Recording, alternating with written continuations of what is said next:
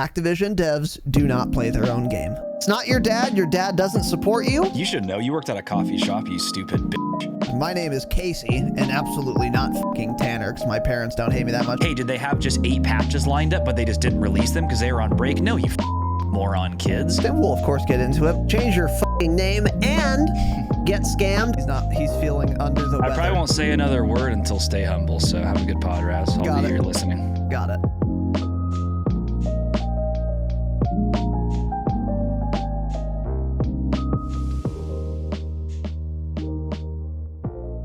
We are live. Welcome, boys and girls, to Dropshot, a Call of Duty podcast, episode number 268. My name is Casey, also known as Razinon. I am joined, as always, by good friend Tanner. Yo. What's up, buddy? That's a new pose for you. Is the knee up pose something you do often? Is that the new meta? I don't know. I mean, I do that. I keep them things on me at all times. I'll keep that thing up. I don't know, man. I usually don't see you like that. No? Like a little fucking bird. Like a little white bird. Mm-hmm. Like a little stupid white fucking bird. Welcome to the show. Today we're doing a podcast episode. Before we get into it, normally we would be doing announcements at this time. I don't think I have any. Not sure. I'm very proud of our last YouTube thumbnail that I made. It is the most clickbait YouTube thumbnail plus title I've ever made. Not that it is getting more or less traction than normal. However, it's got 400 views in a day. That's fine. It's okay. 348. Don't round up that much, buddy. Well, hasn't been a full 24 hours yet. Lying to the listeners, but yeah. Well, it hasn't been a full 24 hours, so by the time it's been 24 hours, it'll be 400. So, have faith, pussy fart. Welcome to the show. So today we were hoping to do an episode on an Intel drop that we were hoping for. We didn't get one, so we're not doing that, obviously. But we are hoping and now I'm beginning to wonder if Intel drops are just done. Because it was weird. They were talking about, prior to CoD Next, that they're going to start doing Intel drops. Activision was saying this. Where they would tweet something or write a blog post or post a video with information about MW2 and its surrounding games, Warzone 2, DMZ. And then they gave us one Intel drop. Maybe two. I know one was like Farm 18. We got like 4 or 5. What were the other ones? There was the audio team one. There were like 2 maps. There were at least 4. I think there may have been 5. I guess those were tied to Intel drops, maybe. Yeah. They literally were called Intel drops. Yeah. So did they? I was under the impression they were going to continue after COD Next, but maybe we're just not getting Intel drops anymore. I thought by Intel drop you were saying you were waiting for the DMZ news. I didn't expect shit this week because like the beta just ended, but they did say at some point during the beta, or no, it was at COD Next. They said we'll be releasing more info on DMZ leading up to the launch of Modern Warfare 2. And actually, you know what? I don't know what they may have not said Modern Warfare 2. They may have meant we'll release more DMZ info before launch, meaning before Warzone launches, so we may not even get DMZ info pre-Modern Warfare 2. Isn't DMZ launching on the same day as MW2, though? No, it launched the same day as Warzone. Oh, that's right. That's what they said at COD Next. So yeah, we may not even get DMZ info before the 28th. Now that I think about it, I just kind of put this together. So yeah, I don't know. But no, I wasn't expecting weekly Intel drops leading up to the game. We'll get something, obviously, like before the game launches in some capacity. We get, of course, the campaign on the 20th, 21st, one of those days the campaign comes out. True. So that's only 3 weeks away. Yeah. But yeah, I don't know. So anyway, the hope was to get some news on something officially or even leaks unofficially, and do an episode on that today, but we didn't get anything, so we won't be doing that, obviously.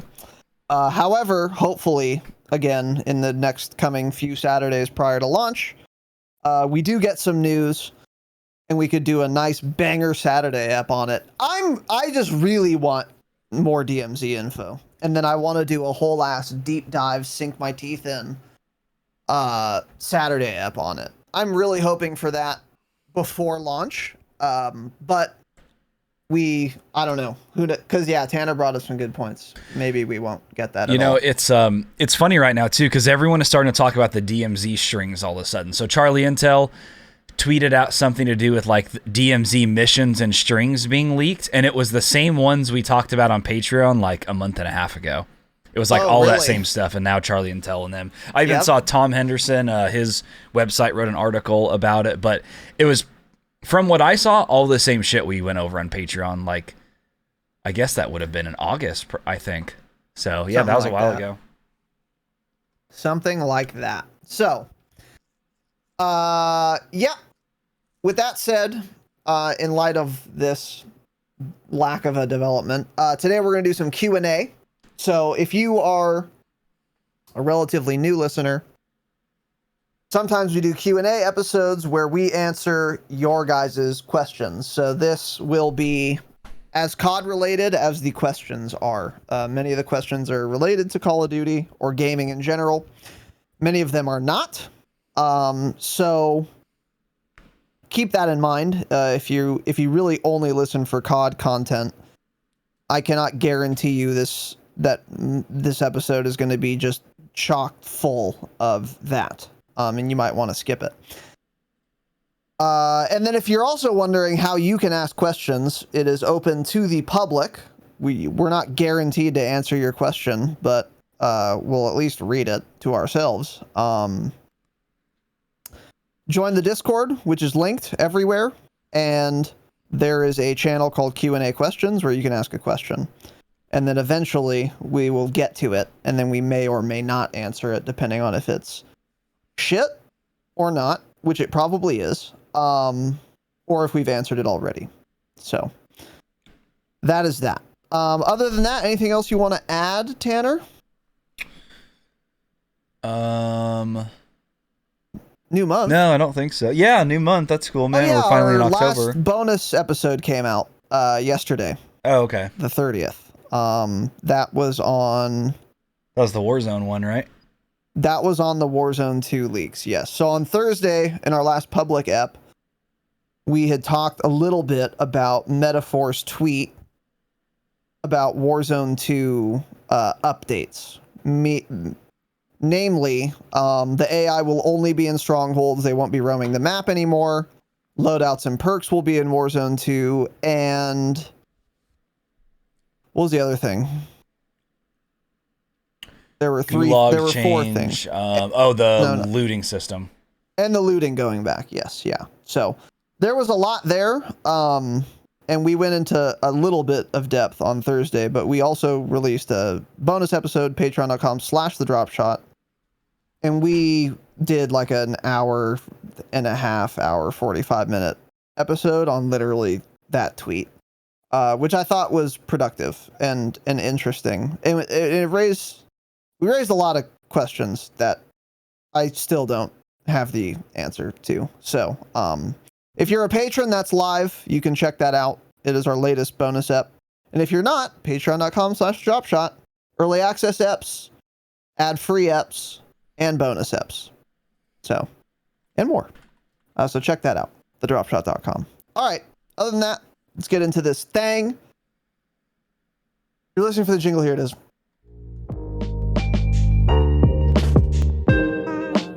Oh, man.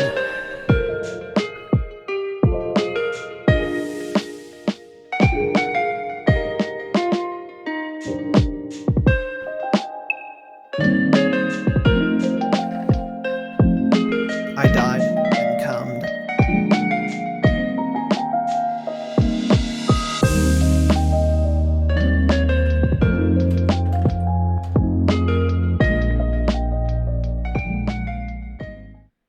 All right. Welcome. Today, we're answering your questions. Starting with SteelFan88. Change it. This is from the 5th month on the 31st day of this year. It's May, right? Yes. That's May, yeah. So here's the question. Been K-bamming for about 2 years now. I immediately realized my playstyle became more aggressive on keyboard and mouse. When I go back to controller, I become a pansy slow player again. Do you guys ever go back to controller? Don't say back. And if you do, does your playstyle change? It's an interesting question, but to be clear, neither of us have ever been controller players. So yeah, I'll get into it, but what are your thoughts? I mean, if you've been on it for 2 years now, then I don't see why you would ever go back anyways. I mean, if you're probably, you said you've been playing K-Bam for 2 years, so you're probably going back to controller, playing with it for like a day, and then realizing you don't feel as comfortable with it. And that's just because you haven't been using a lot of it often. That's what I would say. Yeah. So that's probably why you don't feel comfortable with it, especially in Warzone and shit. I mean, you should want to be more aggressive with controller because it's an advantage up close, whereas K-Bam is generally an advantage at range. So you should feel the opposite. So I would just say it's because you're not used to it at all. But I mean, if you feel that comfortable in K-Bam and are having fun with it, then I wouldn't switch, you know? And if you were born in 1988, as your name implies, you are so far too old to ever be good at this game anyway, that your input doesn't matter. So, yeah, I mean, we're not going to kid ourselves and say you're going to be a CDL pro, right? You're like a popular streamer, right? Because you're fucking... You're not only over the hill, you can't even see it behind you anymore, dude. You old dying bitch. Well, let's be clear about that. Don't switch to controller to do better. Unless it's more fun for you, then you should. But yeah, I mean, if you switch to controller for a day and you're playing more like a pussy because you're not used to it, duh. If you go to controller for like a straight like 3 days and you still feel like you're playing like a pansy, then that's weird, and I don't know why that would be the case for you. Maybe you're just... Do you play with aim assist on? Unironically, if not, turn it on. Aim assist off. But if anything, you should be more aggressive on a controller. It would make more sense to be more aggressive because you want to close the gap more on controller. That's where you can maximize the advantage. So... Yeah, I don't know why that would be the case for you. I think it's just a comfort thing. Because, I mean, I'm the opposite. I played on controller as a boy. Little puny boy. This is literally like 10 plus years ago. I was in Halo 3 and like MW 2, MW 3 controller player on the Xbox on the old toy. But, since then, since BO4, I've been playing K-Bam pretty much only. And then I got a controller to fuck around with and play single-player games on. By the way, for all of you PC gamers who are K-Bam gamers, I strongly encourage you to buy a controller to play single-player games on if you play them. Yeah. Games like... Because most games are designed for controller. Games like Red Dead... Games like fucking Cyberpunk, Elden Ring. Yeah, like I did a playthrough of Elden Ring on keyboard and mouse. And then I had bought my controller. And then I did another playthrough on a controller. And it's so obvious that game is designed for controller. It's so much more fun and fluid and simple and easy. And you don't have to worry about fucking rebinding shit and stuff. Yeah. Which for a single player game, it's like, oh, controller's not as good. Who fucking cares? And a controller's like, I mean, the one we got, it has paddles and it's like $30. And it's really good. So Tanner recommended it to me. I don't know what it's called, but it was like $30 on Amazon. It works super well. It's great. And I strongly encourage you guys to buy them if you're on computer. But anyways, yeah. I bought one. And played some Vanguard multi with it. Because the game was getting... all the CoD games were getting very stale. And I had the idea, we should play on controller for a while and then do an episode on our impressions of it. But we wanted to do we wanted to do a good episode, so that would require quite a few hours on controller, which neither of us ended up dedicating yet. I think someday we should do this, and I want to, but it's very hard because it's so uncomfortable for me to play on controller. I play way slower too. Don't want to. Yeah, I play way slower too on controller. That's the point of all this. And that's because I'm just so uncomfortable with it. Like, I don't know what I'm doing. It's very awkward for me. So that shouldn't surprise you that much. I don't know. That's kind of the whole point. But anyway, moving on. Urban Bigfoot. It's an interesting question. If you could name a whiskey brand, what would you name it? I like this question, actually.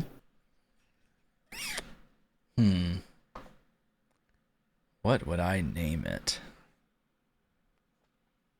They always have such weird question. They always have such weird names. It's like you can think of like literally any word and make a name off it. Like think of the names of whiskey, like Angel's Maker's Envy Mark. and shit. They're Angel's just all so Envy. weird. Yeah. Woodford Reserve. That's a great name, by the way. Woodford Reserve. Anything with the word reserve in it is going to be a solid name, I think. TDS's Elixir. Reserve. I would use Elixir, dude. Elixir. That's a dope name for a whiskey. Yeah. Interesting. Yeah. Elixir. Yeah. That's interesting, ever had an actually. elixir yeah. before? You guys ever had an elixir? Yeah, that's what I would go with. Maybe so. I'm surprised you didn't go with something to do with like cum. Well, if it was like the cum white reserve. rum, I would do it. Like the emptied balls. The empty daddy's cummies.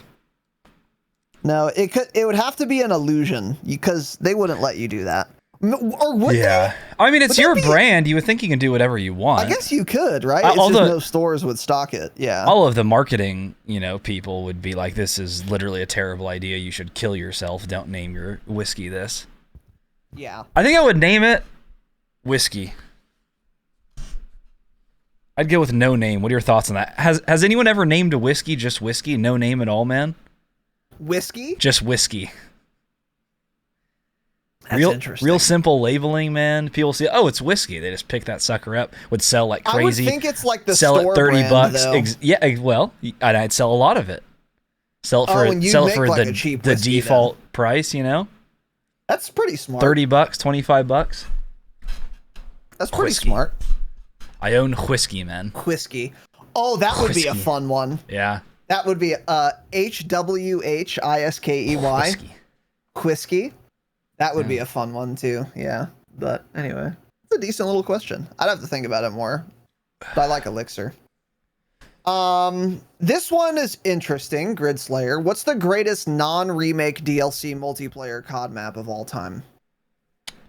I haven't played very many DLC multiplayer COD maps. I don't even know. Unfortunately, that's the problem. Yeah. This would be like a really good question if I was aware of the DLC multiplayer COD maps. The problem is for Tanner and I. Well, I don't remember any DLC. I don't even know if I got it for like MW2, MW3, BO3, or BO2 rather. I don't even remember those. But like, and then in MW19, there were no DLC maps from there beyond. But BO4 had DLC maps. Tanner and I bought the little season pass or whatever the fuck. And the problem is we were on KBAM. This was before crossplay. So you actually couldn't even play the maps. Because there was almost never enough people who like bought the DLC to play it with you. So it's kind of dumb. But we would play it sometimes. And I guess, so I would have to pick between the ones I know, which are literally just BO4 maps. And the best one there was, oh god, it had the parade float. Masquerade. In the middle. Masquerade. Which is a cool great map if it was like actually 60% smaller.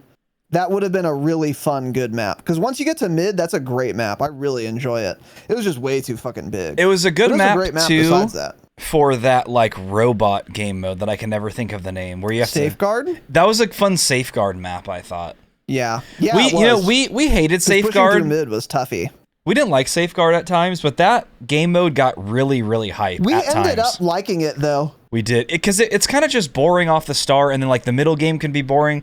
But when a Safeguard match was close, it was so hype and exciting. Everyone diving on it, so much action in one small point. Predictable spawns. I would be like, all right, this is our last chance. We got like 20 seconds. It's like 10 feet away. I'm gonna flank this route. You just fucking dive. I'll start killing them from behind. I remember doing that all the time on that map that was in Summit, I think. No, not Summit. It was the map that was snow, and it was on like the edge of the cliff. There was like that big mid area, then there was like a broken down plane or something that you ran through to get to the other lane. Oh my god, what map was that? Oh, Icebreaker. No. That has the broken down plane in the ice. Icebreaker. What other map? Oh, that's a boat. It's not a plane. Is that what it is? Yeah. On Icebreaker. It's not Icebreaker. I'm trying to figure out. God, BO4 had a lot of maps. Oh, Payload. Map besides Payload. Summit? That's what I'm thinking. Oh, there's some snow. Okay, Payload, I mean, one side is like all snowy, yeah. So Payload was a terrible map, but specifically, I remember we had a lot of fun Safeguard games with that. It was all right. Because when it got to mid, it was fucking crazy. But anyways, yeah, Masquerade I thought was a good one. You're right. So how did he word this question? My favorite Safeguard map was, of course, Firing Range. That was so goddamn fun. Yeah, I mean, Firing Range is the best map of BO4. Yeah, exactly. Non-remake DLC. Okay, so I was gonna say Winter Crash, but I guess that's considered a remake. Count, man. Winter One Crash of the DLC maps was so bad. Oh my god! I remember it was added pretty late. The one where it's like you're on the moon, basically. That dog shit one. God, that's like probably a bottom 10 Call of Duty map. It's really bad. Seriously, it's terrible. It had MW 19 visibility too, like in those buildings, which is saying the most. Wait, in the buildings? Must be talking about a different map. The one I'm thinking of like had no buildings. It was like a bunch of like caves and like little mountains and like geysers. That map too. That map was dog shit too. But yeah, I'm thinking of a different one. Most of the DLC maps were just fucking terrible. Yeah. Can't believe you had to pay for them too back then. Most of the time. It's insane that we paid what for were the them, DLC maps in BO4? Not great. I don't know. Anyways, Broadcast in Call of Duty 4. That was a fun one when that first came out. I don't love that map DLC? now. That was a DLC map in Call of Duty 4. Oh, COD 4 DLC maps were Kill House, Broadcast, Creek. I literally don't ever remember playing Creek. And Chinatown, which was also okay. Pretty fun. Interesting.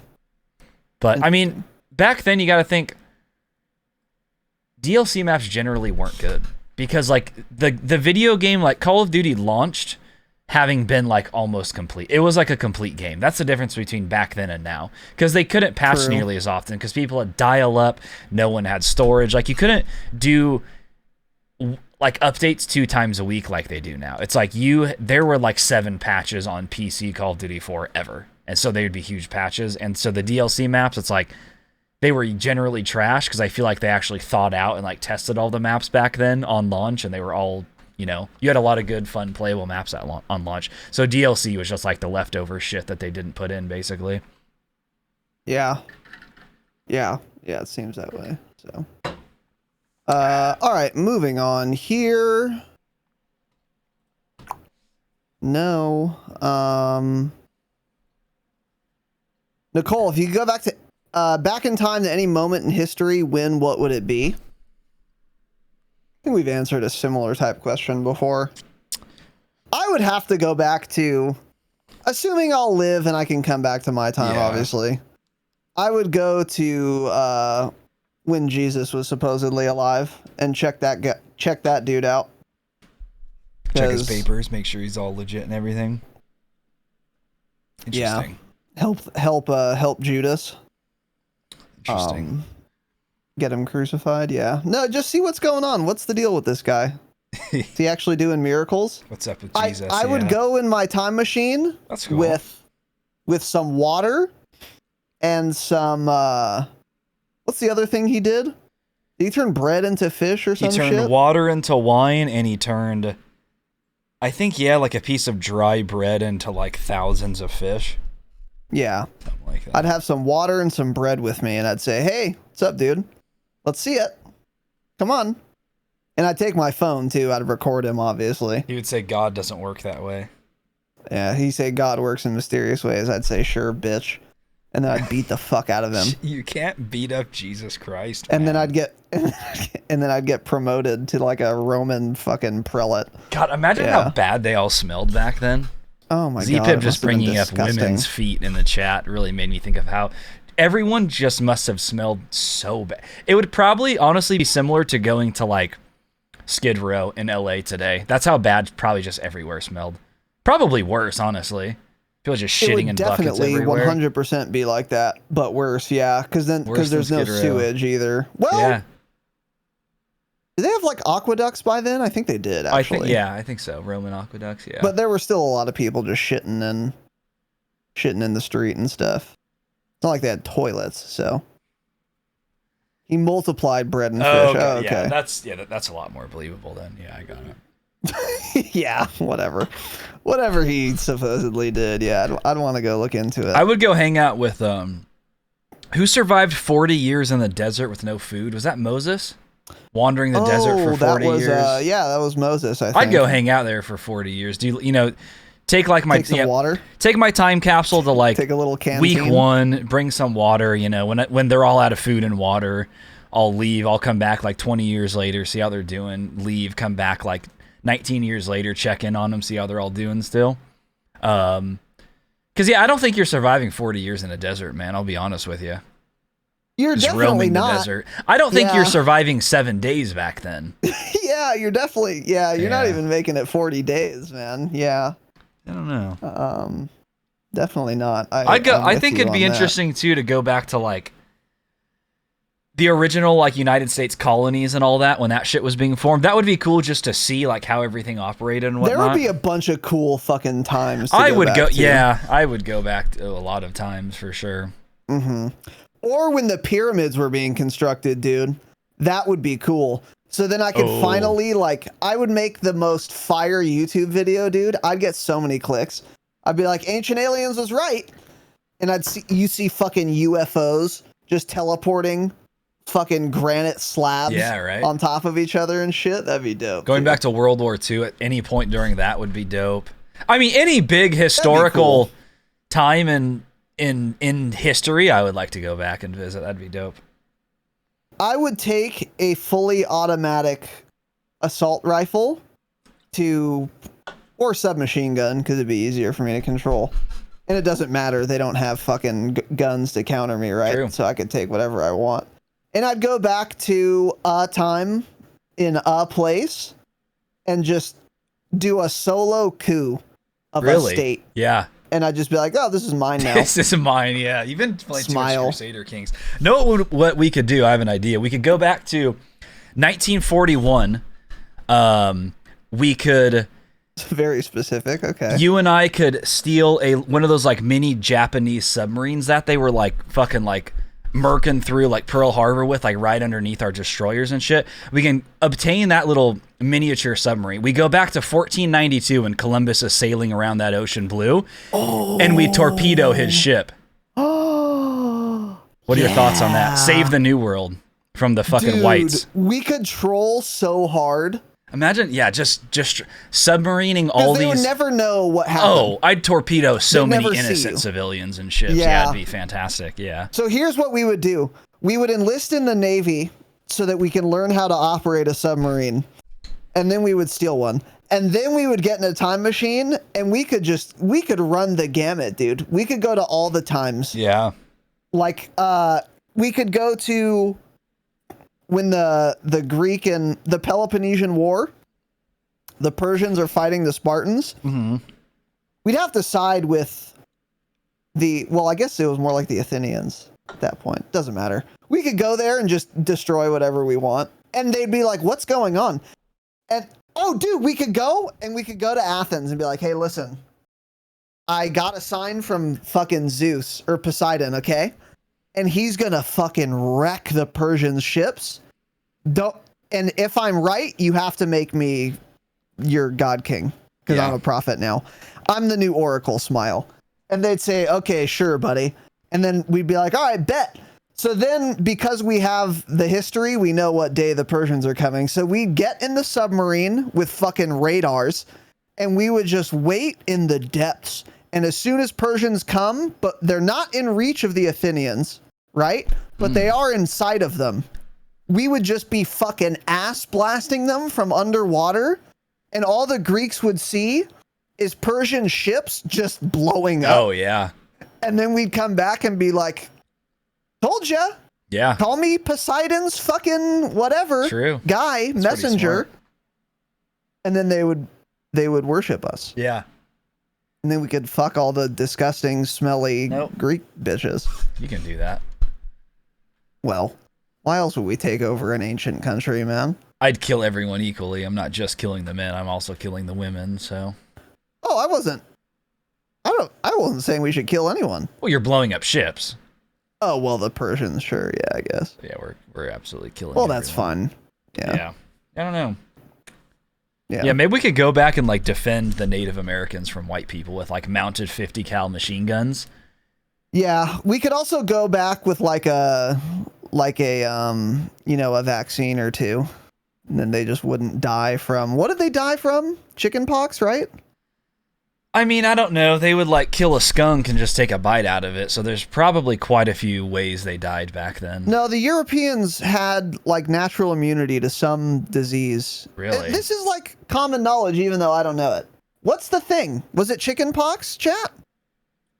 Measles? Maybe it was measles. Yeah. Killed a few people back in the day. Yeah. It was like Europeans they got it a lot, but it wasn't yellow fever. But they had like natural immunity, so it wasn't that big of a deal.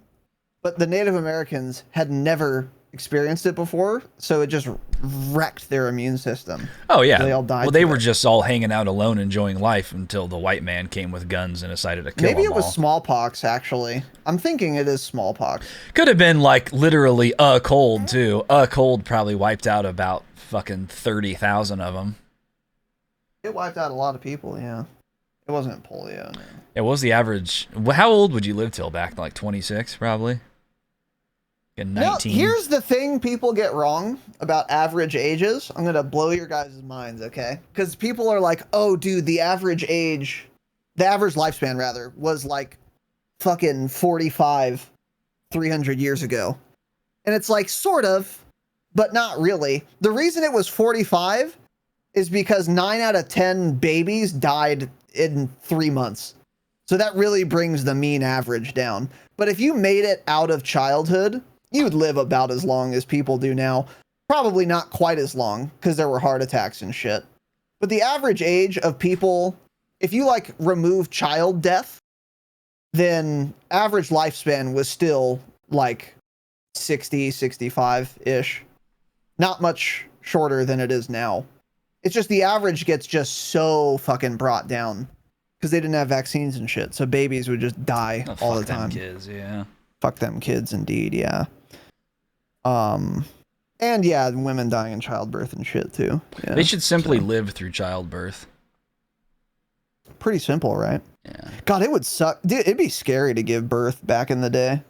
I'm not scared of anything. Because if the baby's like upside down or whatever, or right side up, I guess, feet first. Okay, I guess you both are just dying. There's like nothing we could do. The only thing they could do is reach their hands in and rotate that sucker, which is often not possible. I'm a doctor. And then barring that, you cut that young lady open and you do a prehistoric C-section. And guess what? You're probably not surviving that. And then the baby has a fine chance, I guess, but the mom is for sure dead. For sure fucking super dead. Yeah, it'd be scary giving birth back then, man. You just gotta actually hope it gets lucky. Hope you get lucky. Tanner was breached, huh? Damn. I was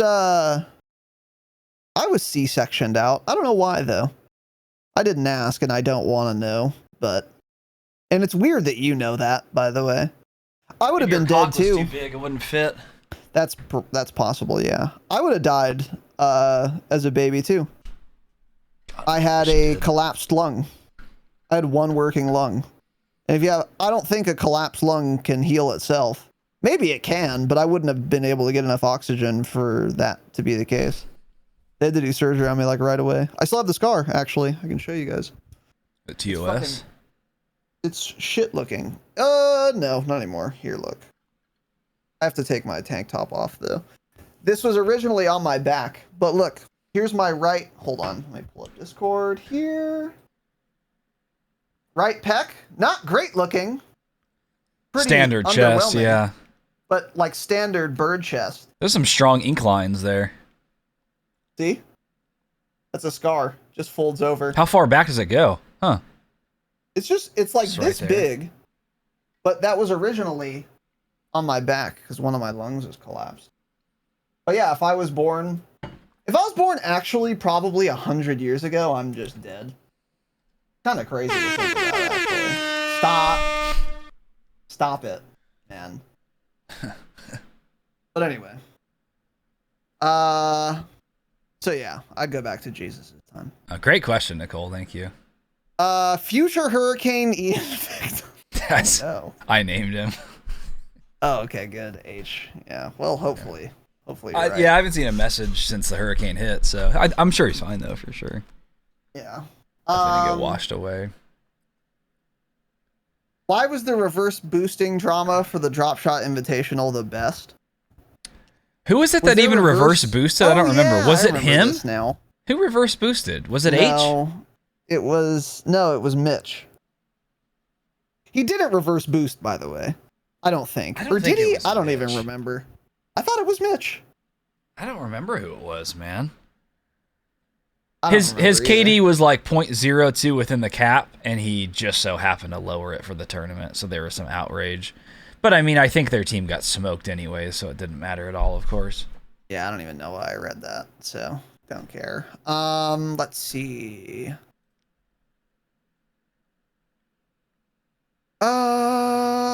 Benji and the Tommy Henderson pod, friend of the pod. He talked about Activision need to fill the revenue gap for a 2023 title. Has CoD ever published a major DLC that was an add-on to the existing engine? More maps, more guns, etc. Not to that scale. I mean, we talked about DLCs a little bit. They've done like little season passes and shit. But every CoD game up until like BO4 had DLC, basically. But yeah, I mean, it'd be nothing major to ever fill their revenue gap for 2023. I mean, nothing even close to that. And plus, you can't do that anymore. Now that they've given us like this live service model with like free maps, free gun updates, if they tried to get us to pay for a DLC, people would be like, go fuck yourself. Why would we have to pay for the DLC? And then that just gets like, I don't even remember how it worked in like BO4 and stuff, actually. If like how you queued for those. Either. I guess if you owned the pack, you were just automatically queued for those. Because like back in Call of Duty 4 on PC, there were of course dedicated servers. So you played whatever the fuck you want. So some servers would be called like new DLC maps, and like it wouldn't let you join if you didn't have them. And then, you know, so you would just play on other servers that didn't use those maps, and you could, you know, you can get into them fine. The other cool thing about those games, by the way, back then with the dedicated servers, people would make custom maps, and you didn't have to download it outside of the game. You'd go to the server browser, you'd see some weird custom map name, you'd join the server, and it would automatically download it all, and you just join like you owned that map that some random guy designed on his own. That was pretty cool. Yeah. We were just straight up... That's how Halo Forge was, too. Yeah, you were just like ahead of the time back then. It's like we went backwards in those ways, actually. It's really weird. I know. You would think now that everything's progressed, we would have so much more like customization and like map design, and we just don't. They just don't give you dev tools like that anymore. It's because they relinquish control doing that. Can't do SBMM with a server browser, so pretty cringe. But anyway, yeah, they wouldn't do a DLC to fill the 2023 title. Or if they would, I could easily see them releasing a DLC and just not calling it that, so that they can justify it. Yeah, they would never see like this is a DLC. They would make a DLC and then name it something else, and so they could charge you and not get yelled at for it. But yeah, I don't know what they're gonna do in 23, man. I just don't know. Next, Chefmate. Change it. I believe this has been asked, but we can answer it again. If you could replay any game or games again for the first time, what would they be? Red Dead Redemption 2. Grand Theft Auto 3 would be another good one I didn't think of last time. Because that game was like prime when we were in like middle school. So it's like I don't remember much of it. But GTA 3 was like the first... That was like the big change. Because I think GTA 1 and 2 were like that weird like overhead camera. It was like an old school like 80s looking game. And I think GTA 3 was like the first proper game. Large open map, like the first of its kind. So that would be really cool experience for the first time. And...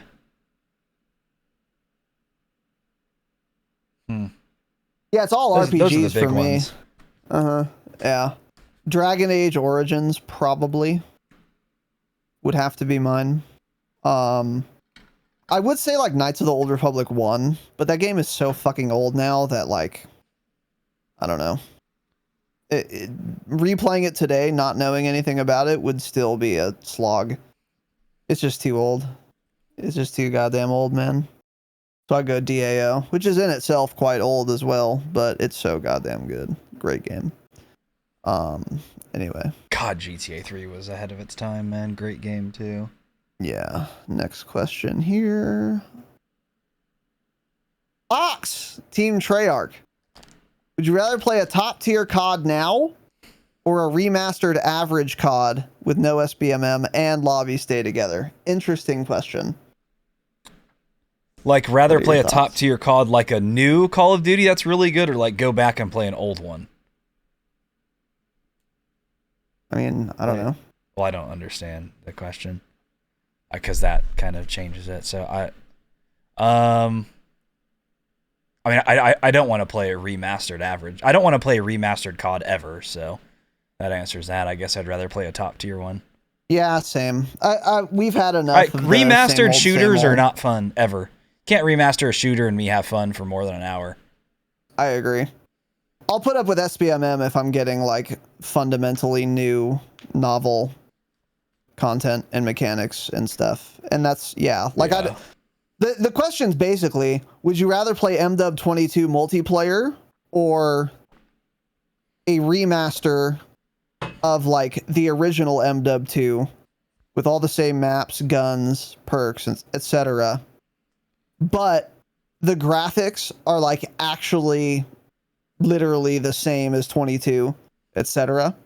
And then of course, it like doesn't have any of like the content that the newer games has. Exactly. Like and in that case I would take the year 2022 COD. But I will say, if they were willing to do like a gunsmith and field upgrades and then modernize everything else, I would rather play 09 MW2 for sure, or whenever that came out. Because then the gunsmith would still be new enough. I don't know, though, actually. Maybe not. Because I like tack sprint. I like dolphin diving. I like sliding. So I don't know. Probably not. Yeah, no. Probably not. Like, I would love to play a game without SBMM, but it wouldn't be worth it for me if there was no novelty, to be honest. So I think I'd go with a new game. So yeah. Cool. This is a great question from Steel Switch. Fantastic. Love the food questions. How many hamburger patties is too many on one hamburger? The thing is, Steel, this is kind of, you worded this almost like in a rookie way because there's so many different thicknesses. That's my main issue with this question. So that's a great point. I would immediately say, oh, well, obviously it's 3, but when I go to In-N-Out, I get a 3x3 because their patties are a fucking 1/8 inch thick. So having, literally, I'm not exaggerating, having 3 patties from In-N-Out is barely thicker than 1 patty from Kraft Burger. So by the time I order Kraft Burger and put 2 patties on, that's just entirely way too much meat. I tried it one time and it was terrible. The meat to bun ratio was terrible. So Yeah. I think you almost have to just gauge it by thickness, honestly. Oh, they added something to Kraft, by the way. The DoorDash menu. Yeah. What is it? So first of all, you can now get Kraft sauce on the side. Excellent. That's like an option. So I got that and they actually gave it to me, which is great. Let's pull it up. And then the other new thing I think they got was it was like cheeseburger fries. They already have those. Did they? They added some new app of some kind. Egg rolls. Little appetizer. There's cheeseburger bacon fries. Maybe they didn't have bacon before. I think that's what it was. Something like that. But yeah, you can get the Kraft sauce on the side now. Oh, it was so good. I got it a couple days ago. They need ranch. They need to get ranch. I want ranch for those fries. Those are the perfect like crispy fries to dip in ranch, and they don't give me that option. Really, actually pisses me the fuck off. Those fries are so fucking good that I actually am super happy to eat them without any sauce. I mean, they're great, but dipping those in ranch would be like dipping Island's fries in ranch, and Island's fries and their amazing ranch is so good, man. Oh, yeah. Fuck.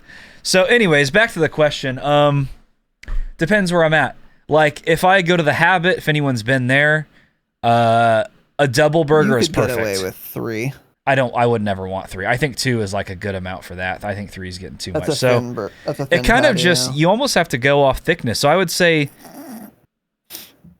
about 3/4 of an inch is the max amount of meat you should have on a typical burger, I would say. So whatever that correlates to and whatever place you're eating's amount of patties. I think you're correct. It depends on, it's really just what meat to bun ratio is too much. That's really the question. Yeah. But I would say in general, 3 is where we're getting too many. And at some places 2 would be way too many even. Yeah, you said Kraft Burger. That's definitely true. Like Islands, any like restaurant burger, 2 patties would be insane. Like, it's so fucking much. So, yeah, exactly. In general, I'd say 3 is where I draw the line. Like, the McDonald's isn't very good, but their double burger meat to bun ratio is like the perfect ratio for a burger, because their buns aren't super thick and their patties aren't super thick, but having 2 patties on there is a really good, it's like the perfect bite right there. It's all about that thickness, man. Yeah, that's what your mom said. Nolan Roy, 89. Will you guys do an All About Warzone 2 Newbie Edition episode? Absolutely, we'll do that. Like 4 months, yeah, probably. Yeah, absolutely, we'll do that. People really enjoyed that episode. We really enjoyed doing it. I think there could be a ton of utility in doing that for Warzone 2. And we'll probably end up doing a roundtable before that as well, just to get some other perspectives.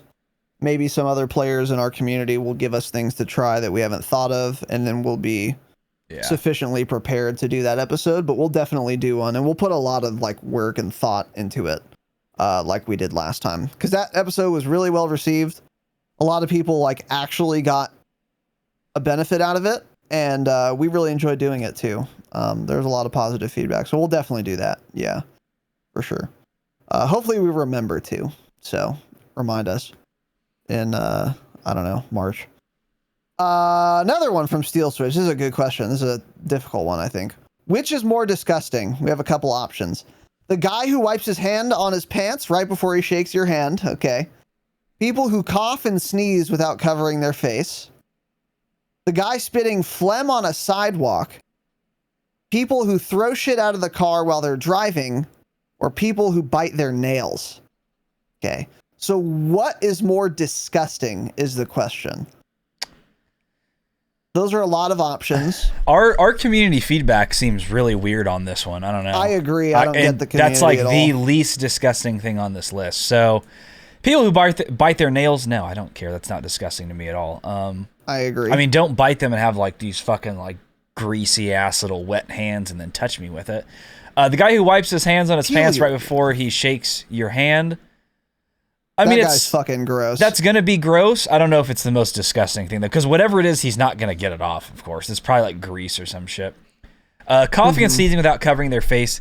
It depends on the situation. That, I think, arguably can be the most disgusting one, because if you're, like, talking to someone, and they're just like, like, well, fucking facing you, that's obviously the most disgusting answer out of all of them. Spitting phlegm on a sidewalk, I don't care. And people who throw shit out of their car while driving somehow won the most disgusting vote by like 8 votes. That's insane. Feedback. That's not disgusting. Disgusting. You're a dumb piece of shit, but it's not like, it doesn't disgust me. I'm not like, exactly. Fuck, that's so gross. Like, what? It's just like, you're a dumb fuck piece of shit. So I would have to go with probably people who cough and sneeze without covering their face, or like turning their head into their armpit or something. It's between that and number 1. Yeah, I mean, yeah, exactly. Option 2, people who cough and sneeze without covering their face, it just lacks context. Because, like, if Bear Grylls does that, that's not disgusting at all. No one's around. But, like, if you do it, like, in my face, that's definitely the most disgusting option here. But that's never happened to me. No one has ever sneezed in my face. Ever. Or coughed in my face. That's literally never happened to me before. Like, that is so outrageous. Yeah. That it's just never happened to me before. But the guy who wipes his hand right before he wipes his hand on his pants right before he shakes your hand, that has happened to me before. And that's fucking gross.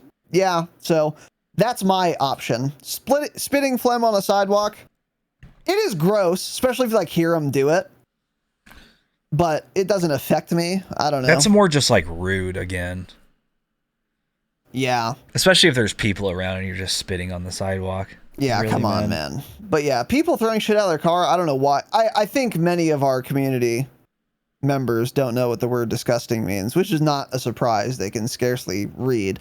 Yeah. But throwing things out of your car, it's not disgusting in the sense of the word that it is being used here. Yeah. It's just shitty. It's like a shitty thing to do. Yeah. You're like a it's the most trashy thing on this list, but it's not the most disgusting. It's like the least disgusting, actually. But yeah. When someone wipes their hand on their pants before they shake your hand, yeah, it's like, come on, man. I don't know. Anyway.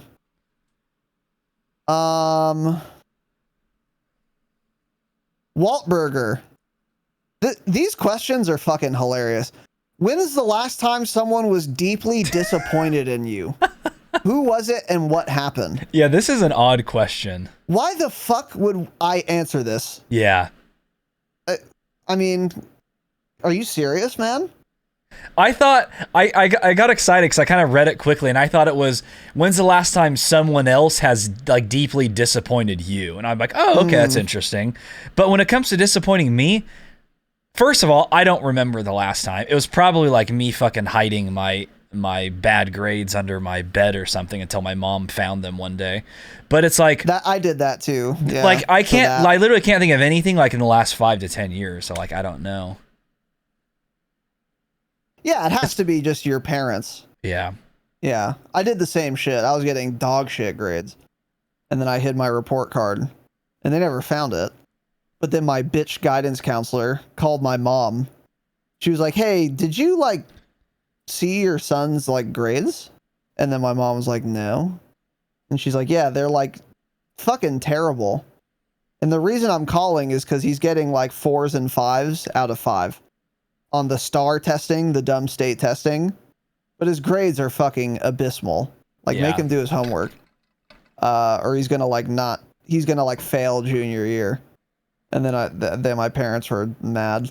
But I mean, besides that, I can't think. I don't know. I haven't made like other people besides you.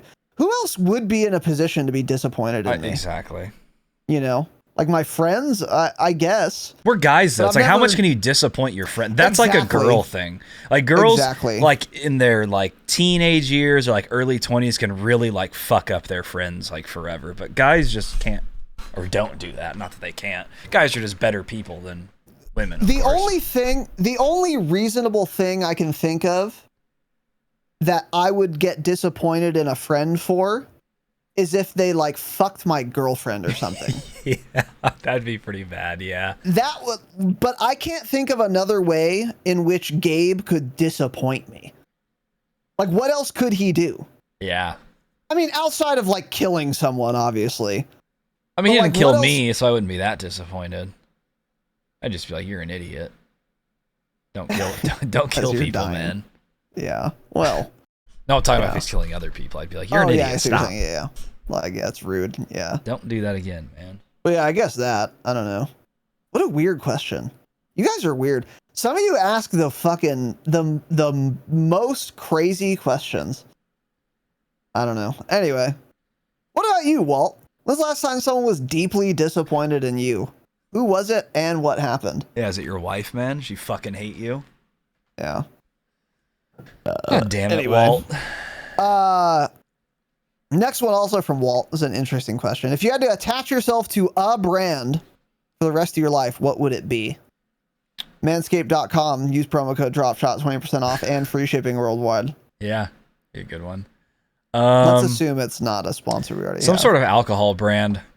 I think that'd be cool to have like a proper like alcohol sponsor. Mm-hmm. Oh, easy for me. Ballast Point Brewery out of San Diego, California. Yep. Ballast Point. Because here's the thing.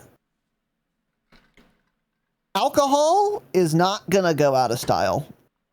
So if you attach yourself to a brand like, for example, G Fuel, they could very well go under, right? Yeah. They could very well just stop being a company. Or like Scuff or some shit, or PlayStation even. These things can go away. But, I mean, I guess a brewery could go away too. So maybe it's not the best example. The government could ban alcohol too. Well, I doubt that. But like alcohol is just not going anywhere. I would say Ballast Point Brewery. That's mine, dude. Here's the thing though. My taste buds could change where I don't like IPAs or Ballast Point anymore. However, I don't think my taste buds are ever going to change where I don't like whiskey anymore. Like, I don't think that's possible. As you get older, maybe I would have to pick a whiskey. It seems, older men also like whiskey, and they start liking scotch. Like, we don't like scotch right now, really, but every man in their 60s or older loves scotch. Mm-hmm. So I think that is like a safer pick. Whiskey is a safe one. What whiskey brand then? Ooh, man. It's Woodford Reserve is the double oaked, right? It's probably got to be Woodford. Good old Woodford. I think it's got to be the boys over at Woodford Reserve. Yeah. Woodford or I liked Whistle Pig for a rye. I really liked Whistle Pig. I never tried it. You should try it. I should try it. What's the other good one? Four Roses has been really good too. But all in all, probably Woodford has been my favorite. And Woodford also has a lot of whiskey brands. This is true for probably most of them, in fact. But it's also true for Woodford Reserve. They have like varying calibers of whiskey. So they have like whiskey you could buy like every time you're at the store. And then they also have their insane top shelf, super expensive whiskey too. Which is cool. Which I like. Like I'll buy Woodford Reserve just whatever, normal. And then if I want to spend a lot of money or more money, I'll buy double oaked. And then if I want to fly to Kentucky or extort Chef Kane, shout out to Chef Kane once again for letting me try the best whiskey I've ever had, double oaked. Then I would get that. Let's see when the specials are coming out. Super good. It's so good, man. I want it. Why don't they just make it more? Make more of it and send it to California. I don't know. You guys need to like ship it, man. Whiskey. Yeah, where's their distillery? I think it was part of the distillery series. Ooh, this year's is a toasted oak oat grain. Wow, so double oaked was a 2021 thing. They don't even do it that. Oh, I guess they do it every year, but it doesn't show it for 22. 22 only says toasted oat grain. Interesting. I don't know. Oh, it said it released on February 1st. Sold out at the distillery. You guys are such dumb fucks. We asked you guys to. Someone go there and buy it and send it to the P.O. box, and no one did. Fuck you guys. Yeah, if you live in Kentucky and you're listening to this, unsubscribe from this podcast for not having sent us Woodford Reserve it's so double rude, Oak, man. 2 exclamation point P.O. box. Why can't you send me gifts, bro? Come on. It's very simple. It's so simple. Welcome to Fresh Ball Fall. It's a season of pumpkin spice and making sure your crotch looks nice. This means sipping cider in a fall breeze and using Manscaped products to trim your balls with ease. That's right, today's show is brought to you by Manscaped, a company here to make sure that your foliage isn't the only thing shedding its excess leaves. Heck, even Mother Nature knows it's time to lose the excess glitter for fall. Join 6 million men worldwide who trust Manscaped by going to manscaped.com for 20% off and free shipping with the code Dropshot. Whether you're brand new or already with us at Manscaped, you could use the crown jewel of care for your family jewels, the Platinum Package 4.0. With this glorious package, you can align your entire hygiene routine all in one swoop. Inside the 10-part Platinum Package is everything you know and love about the Performance Package, plus some shower goodies included to elevate your grooming game to platinum. The Lawnmower 4.0 body trimmer and weed whacker nose and ear hair trimmer feature proprietary advanced skin-safe technology to protect your delicate parts and holes. Both are waterproof, so you can keep scaping even as the weather's changing. In addition to shaving, you can now completely upgrade your shower routine with the Ultra Premium Body Wash and Ultra Premium 2-in-1 shampoo and conditioner. You'll have your skin and hair feeling hydrated and smelling so fresh. Don't forget to apply their aluminum-free Ultra Premium deodorant. And don't worry, it's not pumpkin spice. It's a cologne quality fragrance. But we shouldn't save a signature scent for our pits. Use Crop Preserver Ball Deodorant and Crop Reviver Ball Toner to make sure your go-to smell is top shelf and not sweaty balls. Manscaped even threw in 2 free gifts with the Platinum Package 4.0, the Manscaped Boxers and the Shed Travel Bag, both specially made to hold your goodies. Get the Platinum Package this fall. These products are guaranteed to be hits for your dangly bits. Go to manscaped.com, get 20% off and free shipping with the code DROPSHOT. 20% off free shipping, manscaped.com when you use the code DROPSHOT. Manscaped, clear out the leaves. It's your tree trunk's time to shine. Yo, if you're listening to our podcast, you probably enjoy Warzone, and a lot of you play fantasy sports. Now you can combine those two things courtesy of our friends at Coliseum. Coliseum is a Warzone fantasy league that take popular Warzone streamers, lets you form a team every single week of up to 6 streamers, while having to remain under a set salary cap. The prices of the streamers change weekly, so it's up to you to decide how to build your best possible team. You can all enter the Friday freebie contest every week for free. Yes, it's free. Win up to $150 weekly just by making an account and picking your ultimate Warzone team. It's that easy. The prize pool starts at $75 and increases by 5 up to a max of $150 every single week. You earn fantasy points based on your team's kills and wins. The stats of all the streamers are updated automatically during the Friday freebie, which runs from Friday to Sunday.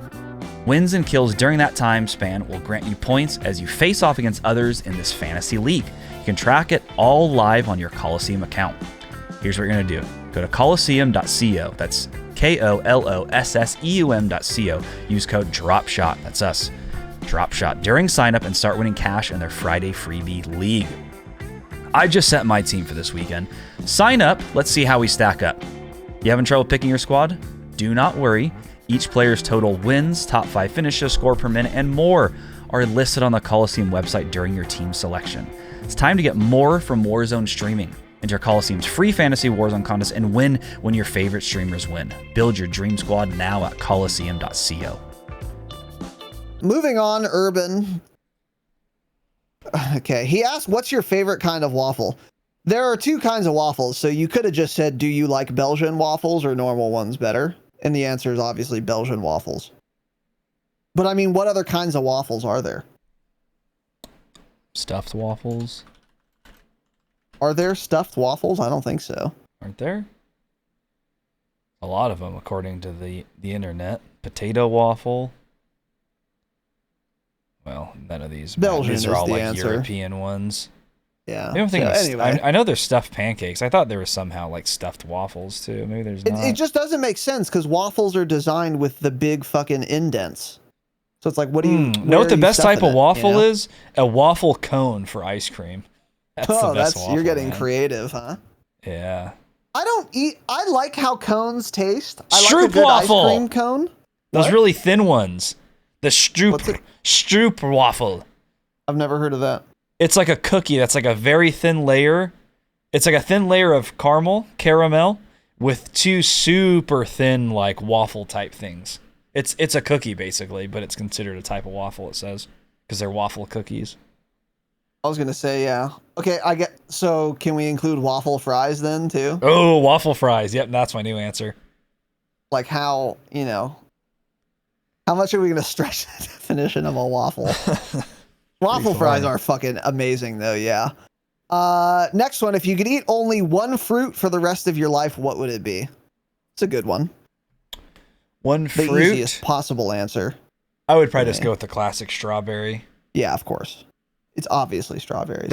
Strawberries are really far good fruits. and away, head and shoulders, the best fruit on earth. They're so fucking good. I can't believe people don't like strawberries. It's actually insane to me. Ugh.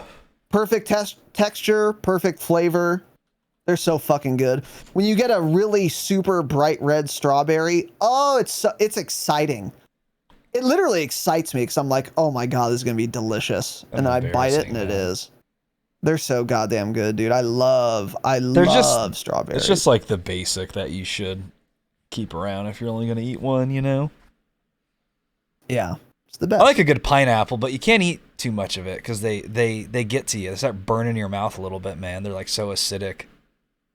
Doesn't literally burn your mouth, but you can't eat as much as you can. I don't know if I've ever strawberries. had pineapple itself, like slices. Really? I'm allergic to a lot of fruit. Or I think the technical term is sensitive. I don't know if it's possible to be allergic. Bitch, yeah. I don't know what that means, but like I'll get like my throat will get like itchy. And I think there's a point where if I ate enough, my throat would like close up. Someone sent Raz some fruit to the P.O. box. Let's have him eat that live on stream, man. Good one, man. A sensitive one. Walt also asking, are bread items, this is an interesting question, better at room temp or heated up / toasted? Bread items. There are a lot of bread items. I would probably say all in all heated up. Because like if you have like... What kind of bread is better not heated up? I mean, if you're making like a basic sandwich with like fucking, you know, sliced of wheat or white sandwich bread. Even then, I like them things toasted though. I don't do that, but like toasted, like sourdough or like, you know, fuck me, baguette, a little nice baguette. I don't know why more people don't eat just bread and butter. When my grandma was alive, F's in the chat, she had a bread maker and she would always have that thing on, dude. Every time my brother and I would go to her house, she would be making a loaf of fucking bread. And it was the best experience. So my favorite bread of the types that she knew how to make with the bread maker was, of course, obviously, sourdough.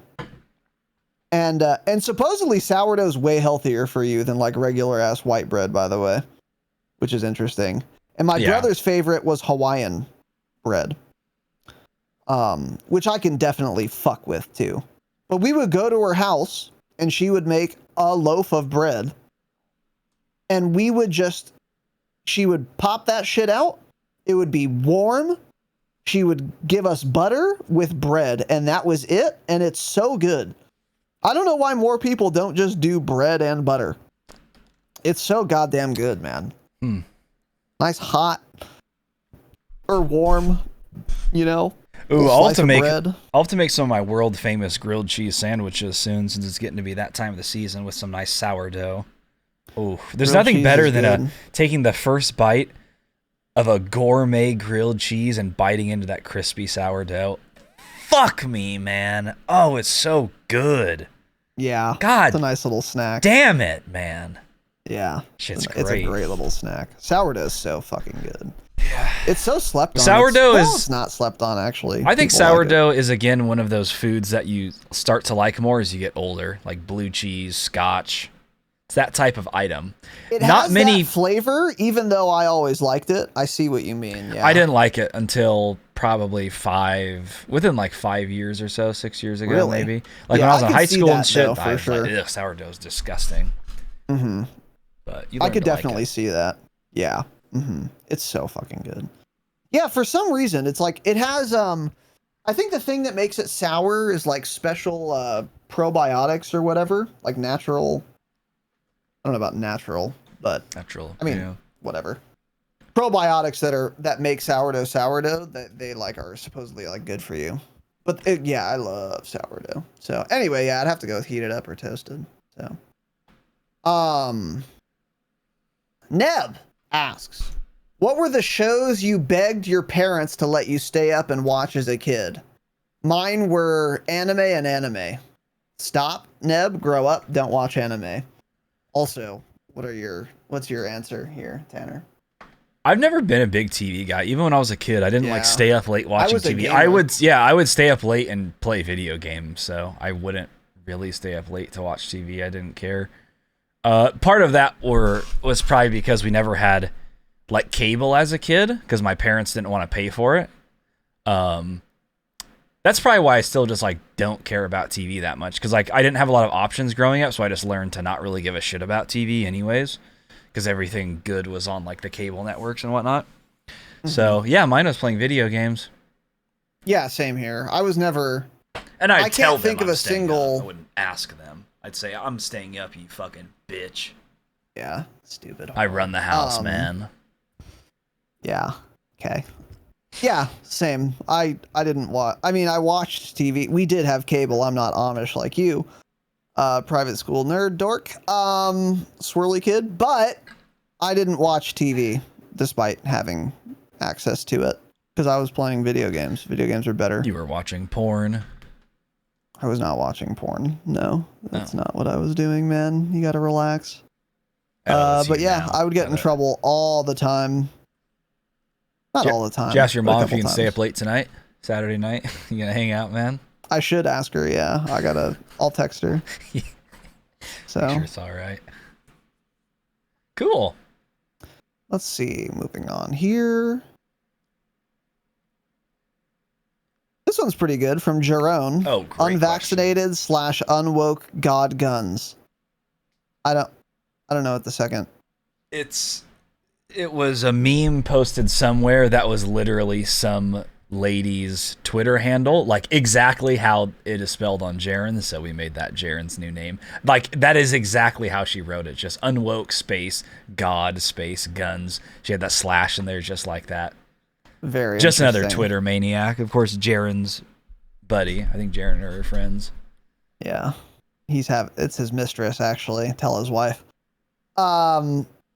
What is your favorite method to prepare hot dogs? Grilled, boiled, pan-fried, microwaved, or cold? We could have left some of those options off. What is your favorite hot dog loadout? And then what's the most dogs you've consumed in one sitting? It's dog. I like when people refer to hot dogs as just dogs. It's dogs. Yeah, I like it. Obviously grilled. The first question shouldn't have been asked, of course. A grilled hot dog is really good. I mean, I'll pan fry it if that's all I can do. I'll microwave it if I'm like on a 20-minute lunch break and that's all I can do. It's terrible. Boiled? But it's something you can do. Do people boil hot dogs? That's the most common way to eat a hot dog. If you think of anywhere like Costco, really? Sam's Club that sells hot dogs, like hot dog stands in New York City, that's all boiled, all of it. Interesting. That's definitely the most common way to do it. Yeah, I guess you're right. So for sure grilled, you get like that little char on it that turns a hot dog from being fine meat into like a pretty good thing to eat. Favorite hot dog loadout? I could go a lot of different ways. Depends what I'm in the mood for. Chili and cheese always hits with like some diced onions. There's not too many toppings for a hot dog I won't eat, honestly. I'll do just the old classic ketchup, mustard, relish. I only run one attachment. I even if the dog is really grilled and you get it like super crispy and like burnt edges and stuff, I'll usually actually start eating the first dog. I put nothing on. I just put it in a toasted bun and just get some bites of that because the bun's toasted. And you have to toast the bun, obviously. You can't do that with a not toasted bun, yeah. But you toast the bun, it's crispy. Take a bite of the hot dog. Usually, as soon as I take it off of the grill, I stick one in a toasted bun and just start eating it before I even like bring the hot dogs inside. Just you know, little like appetizer, just warm up my palate, make sure things are running well, and I'm firing on all cylinders and whatnot. And then most dogs are consumed in one sitting. I've never tried to eat a ton, but it's like usually like I've had like 4, like nothing crazy. I've never tried to have a hot dog eating contest with myself though. So yeah, right. Yeah, I'm in a similar boat to you. So first of all, beef. What's it called? Beef franks are the meat. Number 1. They're the only hot dogs I'll even eat, honestly. The idea of the other types of hot dog grosses me out. I know how it's. I don't know. It grosses me out. Pork grosses me out. And it makes me mad. I saw like I don't know. I don't know. Pork just weirds me out, and it tastes kind of weird. I don't like pork. I can't eat it very often at all. Because it's all a mental thing, which is annoying. But I've just gotten in my own head about pork being kind of gross. And it also does have a very distinct flavor. That's why so many people like it. But to me, it bothers me. But anyway, nice beef frank, grilled, obviously. Yep, butterflied and then grilled. And then, yeah, I just run one attachment on my loadout, ketchup. I would be probably open. I haven't had a dog in a long time, so I'm a lot older now.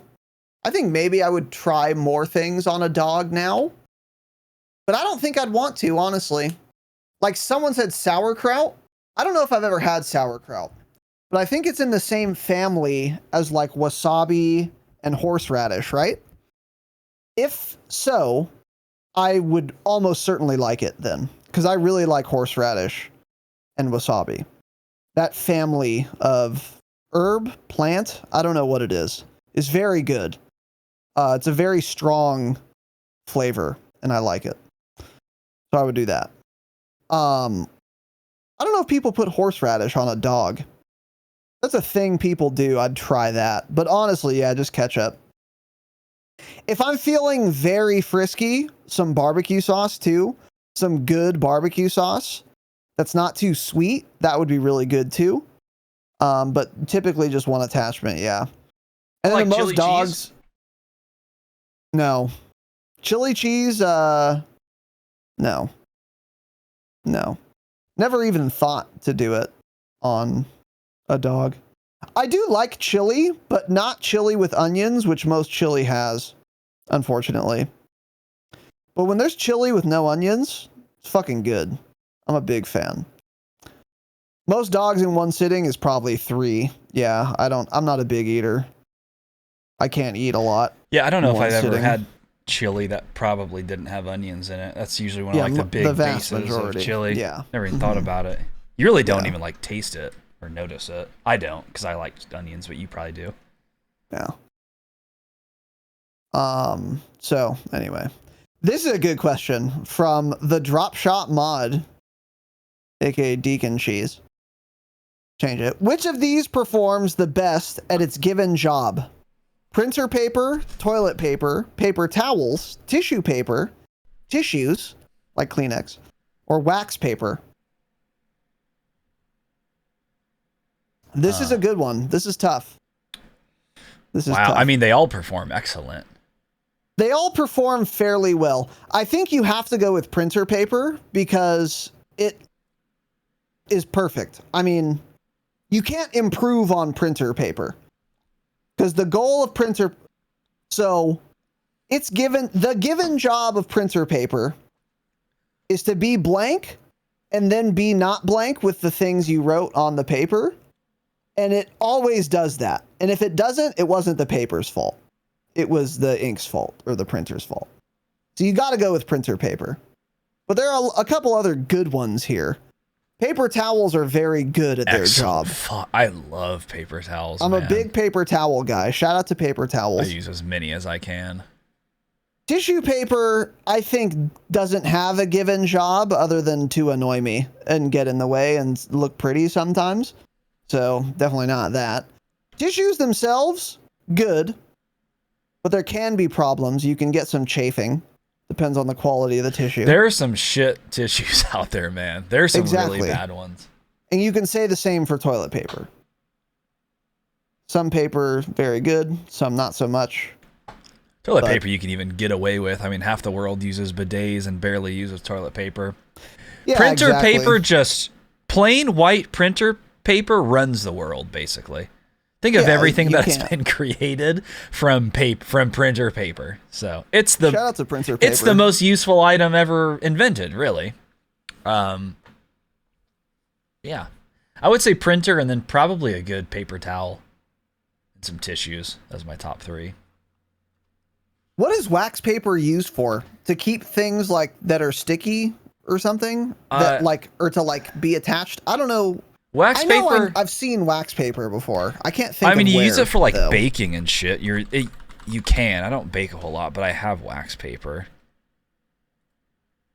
Lining wax paper. Well, I mean, it's a bunch of things. Best use is lining countertops and tables before rolling out pie crust or kneading bread to prevent a mess. Can also be used to wrap food for cold storage or even line a pan for making something like fudge. Yeah. Okay. I'm part of the parchment paper master race, though. I don't use wax paper. Wax paper is good at its job for that. And then, if you get, a sticker, they put that on wax paper sometimes, I think. When you peel it off. I don't know, though. But anyway. This next one's a great question. I like this question a lot. From Bandit. What is your favorite sport to play? And then what is your favorite sport to watch? I like this question a lot. Tanner's never played a sport, so we're just going to have to ask him what's his favorite sport to watch. Both of mine are probably hockey, although I don't really play or watch sports much these days at all. Hockey is definitely the most fun to watch for me. And to play, I guess it's a lot of work. You can't just go down to the. I mean, you can. That's the problem with hockey. But you can't just go down to the local park and just grab a basketball and just start dunking on kids. It's you have to have items. You don't have to have. You could go to the local park and just skate around, but you're gonna fucking, you're gonna ruin your stick and other shit. Well, you need the stick. Yeah, I know. So it requires some items for sure. I think a great sport to play, but I don't care about watching, is tennis. Tennis is fun to play. It's easy to pick up too. Just grab a little tennis racket, a few balls, go to the local park. Dude.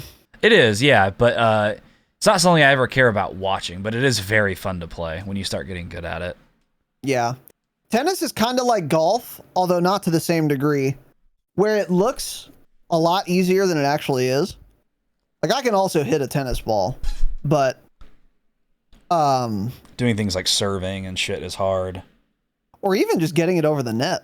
I've had friends, because I was on the JV tennis team in high school for freshman, sophomore year. And my friends would come fuck around and they just would not be able to figure it out. Mm-hmm. And it's damn, yeah, this is kind of harder than it looks, right? But golf, not to the same degree. Golf is impossible. Golf is a very difficult sport. It's not possible, and it looks so easy. The ball's not moving. Just hit it. Duh. Yeah. But it's harder. It's way harder than that. But anyway, favorite sport to play. If jiu-jitsu counts, it's super fun to fucking roll, to spar, as it were, in jiu-jitsu. That is easily the most fun athletic thing I've ever done. God, it's fucking fun as shit. If that doesn't count, then... I mean, this just depends on what sports you are decent at playing, right? But for that reason, I'd say basketball. Golf is one of the more fun ones to play when you think of... Once you know how. No. When you think of how you play golf, going to the driving range and hitting a few balls, you could consider that playing golf, I guess, and you're hanging out, drinking and shit. What about bowling? I do not like bowling. I don't know why. You don't like bowling? I've never enjoyed bowling. Whenever people had bowling parties, I just wouldn't go. I don't like it. I don't know. It's not fun. It's not a Is it fun because thing. they won't put the rails? No, I wasn't bad at bowling at all. I just didn't like it. It feels awkward. It's so awkward feeling holding the ball. I just don't enjoy it.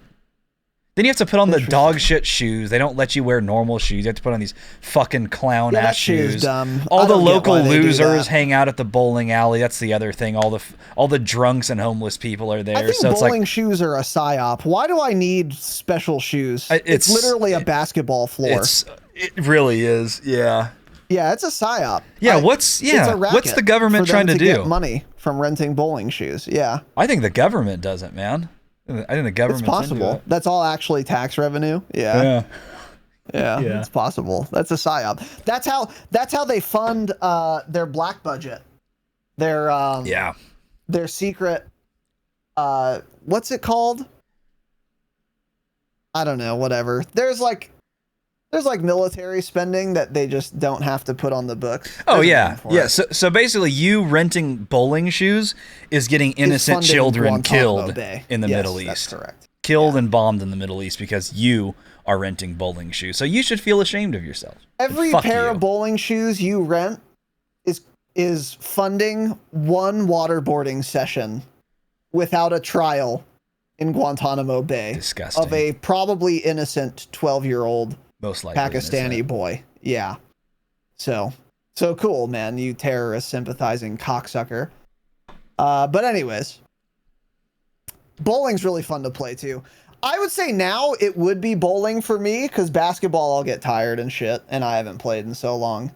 And bowling, I would say, is a sport, and that's really fun. Although I will say I haven't tried bowling since I started consuming alcohol. I haven't gone bowling in probably 10 years. It's a lot more fun with three pitchers of beer. It would be pretty fun drinking, actually. So maybe I'll have to go bowling sometime. I know Gabe used to go.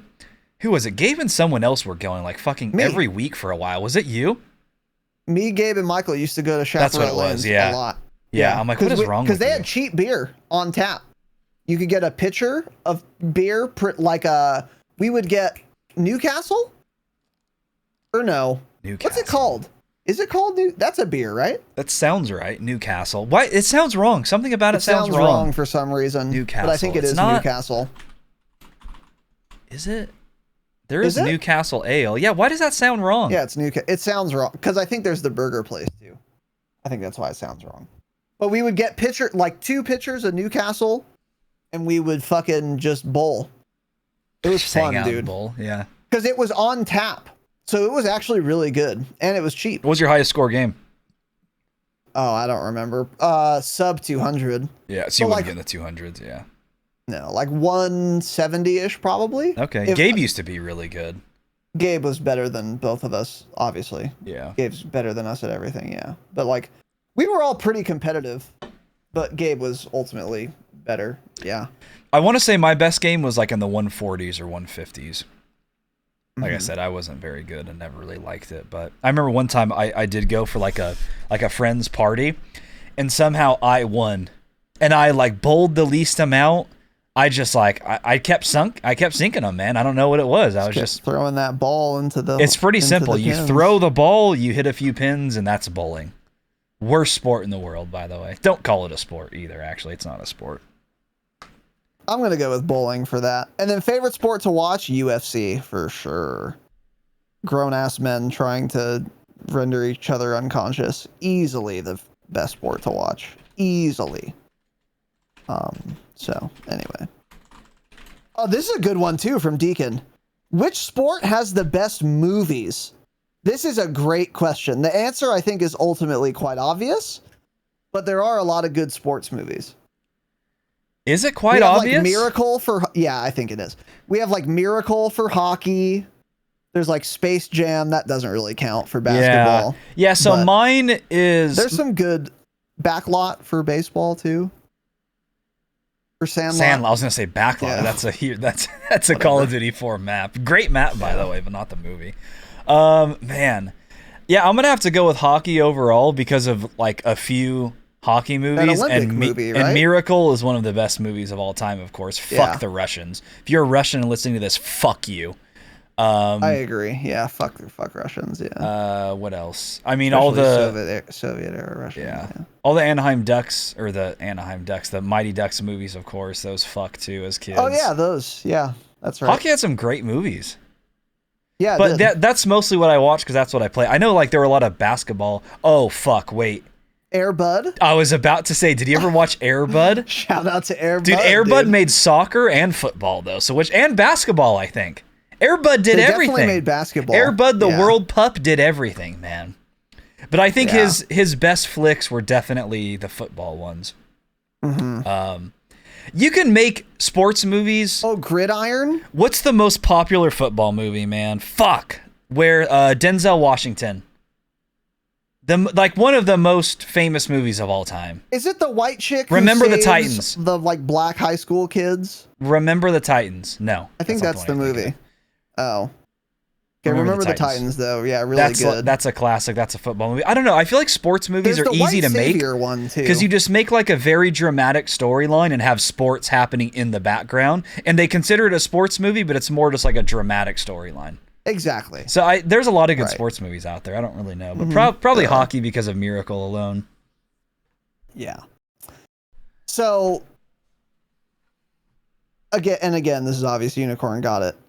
Rocky. It's obviously boxing. The best sports movie of all time has to be Rocky. I mean, such a good goddamn movie. And boxing is like you're literally fighting. It also had the same thing as Miracle, where it was like the United States versus the Soviet Union, you know? He's fighting that or I don't know if it was the Soviet Union. I don't think it was at that time. I don't remember. Yeah, no, it was. How old's Rocky? It's old. But yeah, whatever. Either way, he's fighting Ivan. Was that the guy's name?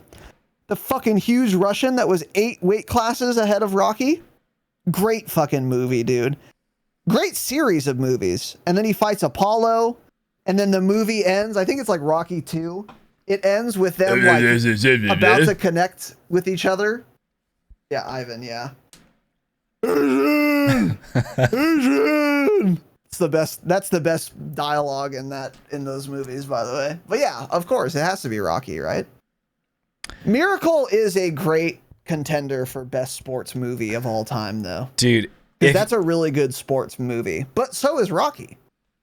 If you guys want to see one of the best movies of all time, fuck, I love this movie. And I was kidding. It's an Air Bud flick. It's called MVP, Most Valuable Primate. A 2000 film that sparked the MVP trilogy. The film's title character, Jack, is a chimpanzee who plays hockey. Oh my god, that movie fucked, man. They're in are they in Canada or are they just like up north somewhere? I don't know. I don't remember. I'm trying to read about it. Anyways, it's this little chimp who just fucking dunks on kids on the rink, man. Just scoring goals, getting knocked out. Solid movie. Air Bud, oh my god, just classics. Absolute classics. What happened to those movies, man? When was the last time they made an Air Bud movie? Friday Night Lights. I think that's the White Savior one I was thinking of. I think so, yeah. I've never seen it. White Men Can't Jump. Never saw it myself, but I heard it was good.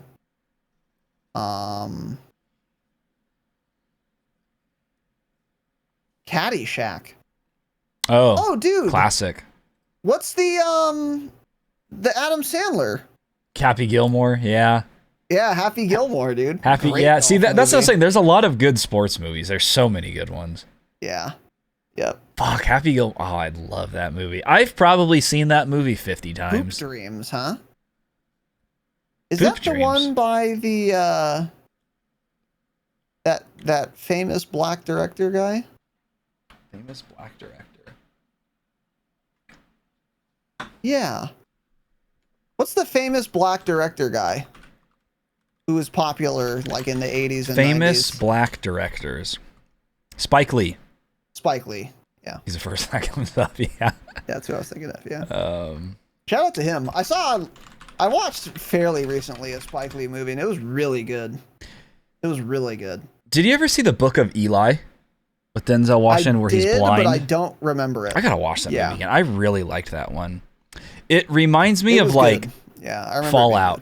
It reminds me of the video game Fallout. Like it's like that type of world. That's a really good movie. I just remember there was like, quite a few people seemed to not like that movie. I'm like, how do you not like it? It's such a solid flick, man. A lot of good flicks out there. It was good. Big flick guy. Flicks. Yeah. You know, it's a question we've never been asked, but we should have been already, so I'm going to ask it now. Yeah, ask the question, man. What's the best Martin Scorsese movie of all time? Don't know. Couldn't name one. What? I don't care about who like directs movies. I'm not a fucking nerd like that. Okay. I'll look him up and see what movies he has and tells you what the best one is. Yeah, you've heard of all the movies. Do that. He made like Shutter Island, The Departed, Wolf of Wall Street. Wolf of Wall Street. All those. Yeah. Anything with Leonardo DiCaprio was directed by Martin Scorsese. Really? Is he a big Leonardo guy? They suck each other's cocks for sure. Yeah. Interesting. The Irishman, so many of these I've never recently heard of. Gangs of New York, The Aviator. Gangs of New York. Taxi Driver. Oh yeah, he's done all these big movies. Yeah. He's old as shit. Great director. Big fan. I haven't seen half of these, so probably The Wolf of Wall Street, because that's the one I've seen and really like. Yeah, he's a little before our time, but he did release quite a few good movies after we were of age. Mine is The Departed, but I know that Taxi Driver is like a great movie. Did he make Raging Bull too? I don't know. Taxi Driver, I don't think I've ever seen that, but I've heard that name so many times. My brother yells at me for not having seen a bunch of like classic, really good movies, and that's one of them. He gets actually mad. He's like, "You're such a fucking idiot. Fuck you. How have you not seen Taxi Driver?" Or pick one of like 50 good movies. He's one of those people. Anyway, next. Australian tourist in Caldera. Barnesy, change it. What was the best trial in history? The OJ trial, the Johnny Depp trial, or the trial of G6 Arkham Knight? Available at youtube.com/the Dropshot podcast. Obviously, the trial of G6 Arkham Knight. G6 Arkham Knight. We should go back and watch that series, actually. I would love to watch the trial of G6 Arkham Knight, dude. Yeah, it is an excellent piece of media. Guy was so obviously cheating. Fucking hacker. We can watch it now. Hacker. Fucking hacker. Hacker camper. We had a whole trial for him. We watched that guy for hours of gameplay. No. Someone watches one clip of Nadia and is like, "Oh, she's cheating." I saw one slowed down clip. She's cheating. We put in the work, man. Want to do a little watch party right now? We could. No. No, yeah. Not good for the feed, unfortunately. Yeah. Go to the YouTube, though, and watch the trial of Arkham Knight. ARKHAM Knight. Yeah, just go to our YouTube and then search trial on the channel and you'll find it. It's an excellent piece of media. An exceptional piece of media. Let's see. You guys got to watch that. Yep. All right. Jax asks, what's the best sauce from Taco Bell? I don't know. I don't eat at Taco Bell a lot. Taco Bell usually sucks. The hottest one, though. I get the mild one because it's hot enough. It has flavor. I don't know. I don't remember them. I don't know. My favorite from Del Taco is the medium one. It's the black sauce, I think, because it tastes the best. Their hottest one, that's the issue, is when it comes to hot sauce, people are like, "Oh, you don't like this hot sauce because you're a pussy." It's like, no, just because something's really hot doesn't mean it tastes good. And that's how a lot of hot sauces are. The ones that are actually really spicy just also taste like shit. So it's like, why am I going to pretend that this is good just to eat something because it's hot, man? Like, it's really weird how that works. There are some people that just love eating anything hot no matter how it tastes, and they just want to like sweat. And I'm like, but why? If it doesn't taste good, what's the point in you doing that to yourself? It's genuinely so weird to me. But that's why I like the Del Taco medium one, because it has the best flavor out of all of them, I think. And it's got a little kick to it. Yeah. Yeah, I'm with you. Just heat for its own sake. It's like, there's a point where it's so hot, you can't even taste anything else. Mm-hmm. It's like, what's the point of this? Exactly. Like, Sierra's stepdad is that way. He really likes hot things. And one time he was eating something hot. I don't remember what it was, and he was like literally like sweating. And he can handle heat really well because he eats hot stuff all the time. And I'm just like, I didn't have it, but I'm like, there's no way that tastes good. Like, why are you doing this to yourself? It does. I know it doesn't taste good. Nothing that hot ever tastes good. Weird. And if it does, just dilute it more so that you get the taste, but not all the heat. Yeah. I don't know. I don't understand the super hot shit either. So yeah. This one's interesting. Walt Burgerbot. If you had to take a single body part from different people in the community to build a superhuman, whom would you use and for what body part? Example, Raz shoulder, Benji calves, etc. So by the way, let me just start by saying this. This is obviously a ploy for us to talk about Walt's jaw, right? Because he's got a good jawline, and I mentioned that once or twice. And now he's crafted a question to deceptively get us to talk about it more. And that's the entire point of the question, in fact. And I see what you're doing, Walt. And stop it. That's manipulative and rude. Don't do that. Okay? And I see through it. So, decent question. We'll spend as much time as we can on this. Which is 0. Which is almost none. Yeah. My cock. And then Gabe's everything else. That's mine. Gabe's everything else. What if Gabe's cock is bigger than yours? It's not. Really? Wow. We've sucked each other's cocks before, so. Who's the better sucker, you or him? That's a good question. I can't suck my own cock, so I don't know. You should be able to if it's that long. We should get a neutral third-party judge. Can we both suck your cock and then you tell us who's better? Not mine, but we can probably find someone pretty easily. L's in chat right now. I'm sure he would do it for nothing. Yeah. So. I don't know. I don't know most of the people's bodies in our Discord. I'm sorry. So fuck you, Walt. Yeah, it's my cock and not your jaw. All I know is I'd go with Jaren's crooked hat. I'd for sure do that. Not his head, just his crooked hat, which is part of his body, basically. Oh, I would also take Bjorn's eyeballs because he's young and can see. Yeah. Yeah, I would take that for sure. Yeah. Yeah. Yeah. That's a Bjorn. So, friend of the pod. Okay, let's see.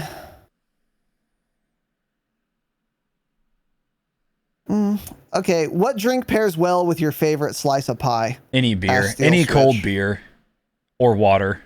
Water. Yeah, I'm on record. I don't drink anything that has flavor with food because I want to taste the food, not the drink plus the food, in an awkward medley. If I want to drink something flavorful, it's before or after I eat, not during. It's weird to do that. Stop. I drink water. So, anyway. True. What is currently your lock screen wallpaper on the Celly? A wedding picture, and my other one is, I think, my home screen is a picture from our last Hawaii trip. Yeah, mine is I have a Google Pixel. And there's an option where it just rotates between, there's like nature, urban, it's like random pictures. Yeah, just dope, like super high def random pictures. I use the nature one. So it's like just fucking, actually, this is a city. I guess I'm on the urban one. But it shows like really high def pictures of like cool towns and it changes every day. Oh, that's cool. I like urban pictures like that.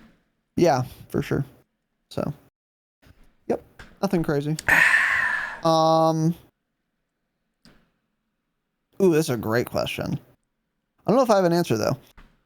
What has been some of the worst advice you've ever received for career and love? Don't say love, first of all. Oh, the worst advice, damn. Yeah, you can say relationships, maybe, but don't say love. Worst advice? That is true, TL Sobs. It's like an endorphin rush. Worst career advice I've ever received. I never asked people for advice, so I don't know. Tell them to go fuck themselves instead. You know what? This is actually kind of a common fucking. This is like trending, or it was like a week ago, on TikTok and Twitter, where people were quiet quitting and acting their wage. Have you seen this, Tanner? No. But I can. Why are you so exasperated? Because I imagine it's some little purple-haired girl making some stupid video, probably. This is more like a Gen Z thing, actually. It's not even really an SJW thing. It kind of is, though. But quiet quitting is basically where you do your job and that's it. So like if you work at, I don't know, an office and your job is to answer phones and reply to emails, you do only that and you won't do anything extra. Like you won't fax things or you won't like take out the trash in the office or shit like that. As far as I understand, that's what quiet quitting means. I don't know why it's called quiet quitting, but it is supposedly. And then acting your wage is basically the same thing, where it's like, oh, do you want me to do extra shit? Pay me for the extra shit, etc. That's like not literally in your job description.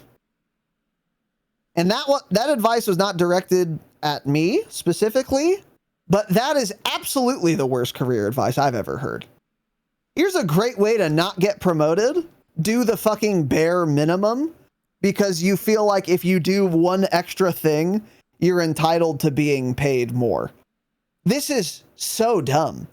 It's so dumb. And I've never been in a job where I've been in jobs where I'm doing more than my like job title or my job description. That's every job, yeah. It's like they can't put every little thing in the fucking job description. You wouldn't read it all if they did. It'd be 40 pages long. Yeah. And it's just, and I've never been asked to do something that was like way overboard. Exactly. You know, like I've never been like I don't know. I worked at like a summer camp for like kids for a summer or two. I liked that job. It was super easy. And at that job, you basically just make sure children don't die and then also like entertain them. So it's actually a lot of fun. We had a bunch of counselors. We'd like play stupid fucking games. Did all the counselors fuck each other? Yes, absolutely. Yeah, I can imagine. Yeah. All right, they are all fucking each other. Anyways, and oh, yeah, of course. It's like working at a restaurant or something, huh? It's exactly like that. Everyone's like 22. It's yeah. But anyways, what was I saying? And never at that job was I asked to like drive a kid home. Like that would be something where I'd be like, okay, this is outside my job description, you know, or like stay extra time and not get paid for it or something. Like that's outside my job description, but nothing that wild has ever been asked of me. And I worked a traditional job from 16 to when did I quit? 28, 12 29. Years. Yeah. And I've never, ever been asked like something outrageous like these TikTokers and Twitter people are pretending. So that is the worst career advice I've ever heard. It wasn't directed directly at me. Yeah. But like if you work in like some corporation or something, some company, and you just refuse to do anything extra or go above and beyond in any way, it's like you can do that. And that's like you're within your right to do that. But you're just never going to get promoted. Like ever. It's the worst possible advice. Yeah. And they're like, oh, you should pay. Their thinking is the company should pay me more so that I'll do more. And it's like, okay, well, we don't even know if you're capable of doing more. So you need to demonstrate at least a willingness to learn more before we just give you a raise hoping you can do more or handle more responsibility. It's so fucking insane. And I worked at, this is the best example I have of this. I worked in a grocery store, and everyone who works at grocery stores is a notoriously lazy, entitled, trash, dog shit person. Really? Almost everyone who works in a grocery store. And including it's because well, I don't know. Are you talking about like the young kids? Mostly the young kids. Okay, yeah. But even the older people too. And the reason, of course, is because there is a union. Yeah. And it is an incredibly strong union. It's impossible. It's mostly the young kids though. It's impossible to get fired from a grocery store. Yeah. So when I worked at a grocery store, I worked at 2 separate occasions, but like in both cases, I was fairly young. But like the people, like courtesy clerks, baggers, who are fucking 19, just lazy as fuck, not doing anything. They would always be like, come on, like the managers would always have a hard time with them. And they would be so lazy, do nothing, get paid, be unfireable. And then they would also like resent the managers and shit who are trying to simply make them like do their job, like bag things or bring carts in when they're supposed to. And that's what they're getting paid for. And they're like resenting their managers because they can't sit in the break room all day and like text on their phone. And I was like, you guys are so fucking weird. And then like, oh, they don't care about us, blah, blah, blah. And then one time some lady had gotten hired. She was like 35, 38, older lady. And she got hired and she worked really hard. She would always come in if they called her on her days off and work. She was very polite. She was very nice. She always went above and beyond.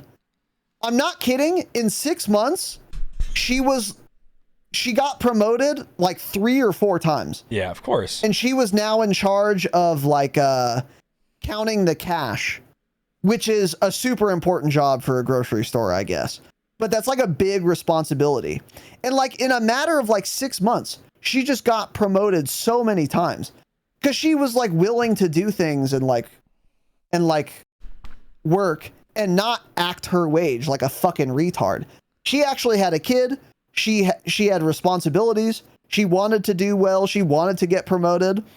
And she didn't ask for a fucking promotion and then act like her new job title. She did the exact opposite and got promoted so much inside of a company. People think like that managers and like inside of companies don't want like competent people who work hard.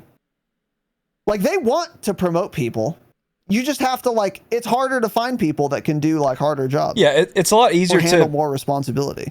It's a lot easier to promote someone that you know and have like known to, you've seen how they work and everything. It's a lot easier to do that too than just hire some random outside person. So it's like, of course, if they can do that, they're going to do it every single time. But yeah, that's just such a shit mentality to have. It's like, if you look at any person who like in business has become insanely successful that runs, large corporations, large businesses, no matter how you feel about them, they've made a shitload of money. I guarantee you not a single one of them acted that way when they were starting up. They were fucking working nonstop, doing everything they can. And that's why they're way more successful than like what that person will ever end up being. Yeah. That's just such a shit mentality to have. It's just so dumb. You will get promoted. You will get rewarded if you're a competent worker who wants to make the company better. Yeah. For some companies, that's probably not true, but those are rare and leave those companies. But the vast majority of places want people who are like responsible and hardworking, and they will absolutely reward you for that. Yeah. Maybe not the first fucking week you start working hard, but they'll notice it and then they'll promote you. Yeah. It's so dumb. And I've seen this happen so often.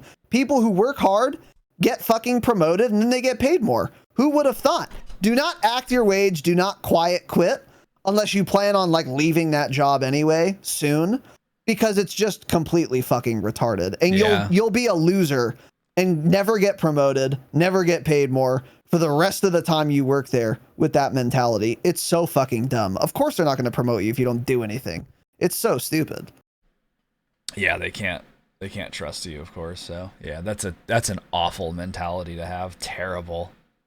Good thing you haven't seen that, because it pisses me off. Yeah, no. It's so dumb. At all. It's dumb because it's against the interests of the people espousing it. Yeah. Like you're telling people to quiet quit. And ultimately, what are you really telling people? Okay, you work 8 hours a day, so you have to go someplace and do shit you'd rather not be doing for 8 hours. If you're going to be there for 8 hours anyway, why not like do as much as you can? Yep.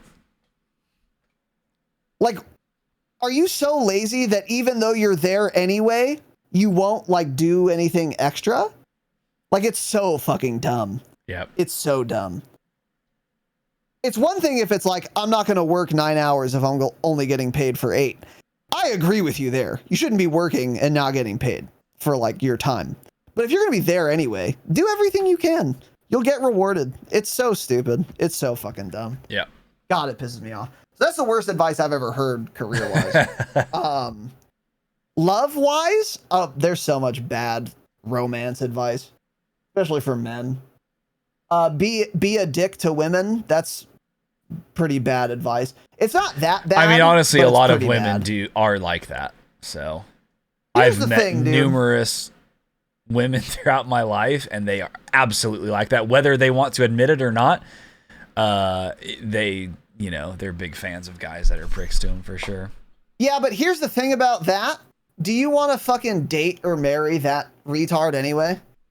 Yeah, see, and I don't think most of them do. Most of them are those girls that like don't end up getting married or like, don't settle down until they're a little bit older because they've had that mentality when they're younger, I think. I know a lot of girls like that from high school, and shocking, none of them are married. And every time they break up, they talk shit about how their ex was a dick, and then they get back with someone who's the exact same way. It's like, well, you're dating pricks. Like, what do you're dating these bros that are like, obviously it's like that guy's friend. Of course he's going to be another dickhead. Like, what are you expecting to change here? Right. Stop fucking meeting guys at lifted truck meets, man. I don't know what to tell you. Yeah. Yeah. And then Tanner, if you can, hold on, I'm going to provide you with a piece of media. I don't know if you can pull this up actually, if it's possible. Was it a video? You. No, it's just a picture. I've constructed a graph. Because one very popular piece of advice is like, oh, I'm tired of being a nice guy. Every time I'm nice to a girl, they're fucking not interested in me, whatever. So I'm just going to be a total dick and I'm going to get more girls. Often it actually kind of works. But here's the reason why. Okay. It's because it's not that girls like assholes. It's that they like people who are self-assured and confident. Mm-hmm. And now I have a graph here on screen. On the left side of this graph is you being totally unconfident, being, really nice, a pussy, really like, really conciliatory, always willing to do what she wants, never pushing back. You're a pussy. That's on the left side of the axis. On the right side is being a complete fucking asshole, right? This is all on the same gradient. And on the very rightmost side, complete asshole, you beat the fuck out of your girlfriend. You don't let her have any friends. You don't let her have a cell phone. This is like the opposite extreme of the spectrum. You give her nothing that she wants. And then there's the middle ground, okay? And the reason that a lot of dumb guys will say you should be an asshole is because the red square is where women will like find you attractive. Because you want to be like in the middle. Because you don't want to be an asshole, but you don't want to be a pussy either. But you can only go a little bit far into the pussy, I'll give you whatever you want, sweetheart, end before girls are just not interested in you. On the other hand, if you're an asshole, you can way overshoot confident and you're still going to be attractive. You can be a lot more of an asshole before girls are uninterested in you than you can be a pussy before girls are uninterested in you. So the issue is guys will think that girls like assholes because you can be more of an asshole and girls will still like you than you can be a little pussy and girls will still like you. But the problem is, it's not that girls like assholes. It's just that they like confident people. They do like confidence, yes. Who will, they don't want a dude who's just like simping for them. Or like, hey, let's say I ask a girl, hey, what's your favorite band? And they say like One Direction. And if I hate One Direction and I say, oh, I fucking love One Direction, or I respect that opinion, then it's like she immediately knows that you're just going to like be a yes man and say yes to everything she says. And then she's uninterested in you. The correct response there is like, are you fucking serious? Yikes. Ha ha ha. Laugh at her. Whatever. Because that is at least honest. You know? I think that's why men think that women like assholes. It's because you could be way more of an asshole than you can be of a pussy. and like still be attractive to women. That's my theory on that. It's quite the theory. Yeah, that's fairly bad advice to like women like assholes. It's like, it's not exactly true, but you can like kind of be an asshole and women will like it because it does take some like confidence to do that. But the worst advice, I know I've heard worse advice relating to romance. That's super common. I don't know what it is though. What about you? You have any thoughts on this? What's bad relationship advice you've heard? You ever heard any bad relationship advice?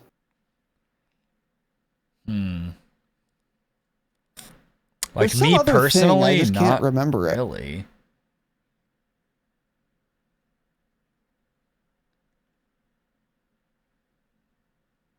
I don't know. Yeah, what are some like the common ones you always hear? I guess that was it. That one's common. I don't know. I can't think of it. There's something I feel like I've heard a lot, but I just can't. Yeah. So, whatever. Anyway. Yeah. Let's see. One more, Tanner? What do you think? Sure. Okay.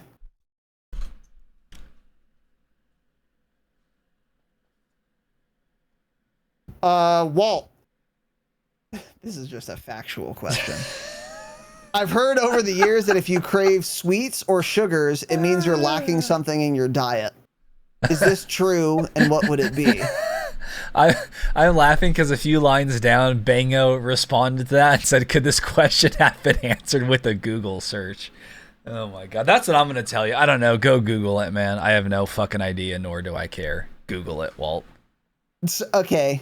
The answer is no. You liking sugar is not due to you lacking something. Sugar is like just really fast acting energy. So we evolved to really like it. That's why people like sugar. We evolved that way. That's why candy is made, because we like sugar. Because back in the day, there were no Skittles. There was fruit, which was really good to have, because it was quick energy. There do be some fruit back in the day. That's why people like sugar. It doesn't mean you're lacking literally anything in your diet, no. It could mean you're lacking like sugar, but you could survive without sugar, actually. You can't survive without salt, though. Salt's another one.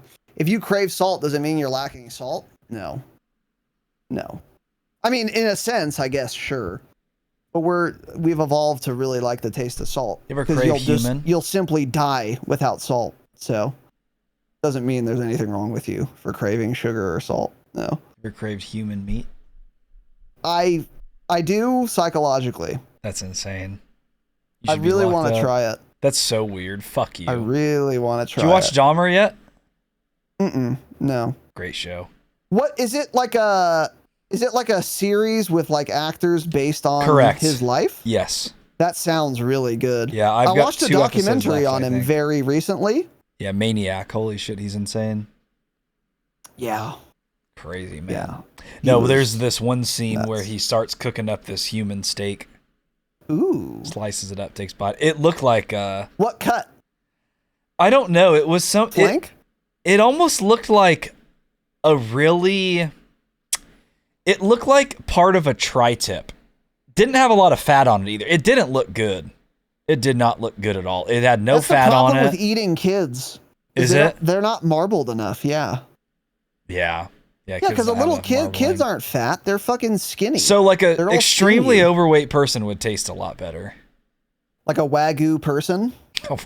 Dude, that guy's got some Wagyu meat on him over there, yeah. Yeah, a Wagyu man or woman, yeah. You think men or women taste better? Probably women, right? Man. They're more well marbled. Probably women. Probably because they have that titty meat. Probably like a boob, a butt, or like a thigh would taste pretty good. Yeah. And even everywhere, actually. All the estrogen gives them like the little fat layer. That's why their skin is so soft. So all women are Wagyu, is what you're saying. And then fat men are prime, maybe? I think a fat man is like a ribeye. Prime or choice? All women are Wagyu. I think you need to be real fat to be Wagyu. Really? Wow. Yeah, I guess Wagyu is pretty rare. Yeah. So women are mostly. I think like young prime. boys is actually like filet mignon, really tender, because they don't have like hard like developed muscle yet, but they also don't have any fat. So it's like really tender meat that's just also flavorless. That's true, because you're basing that off of veal, right? Which is the same thing.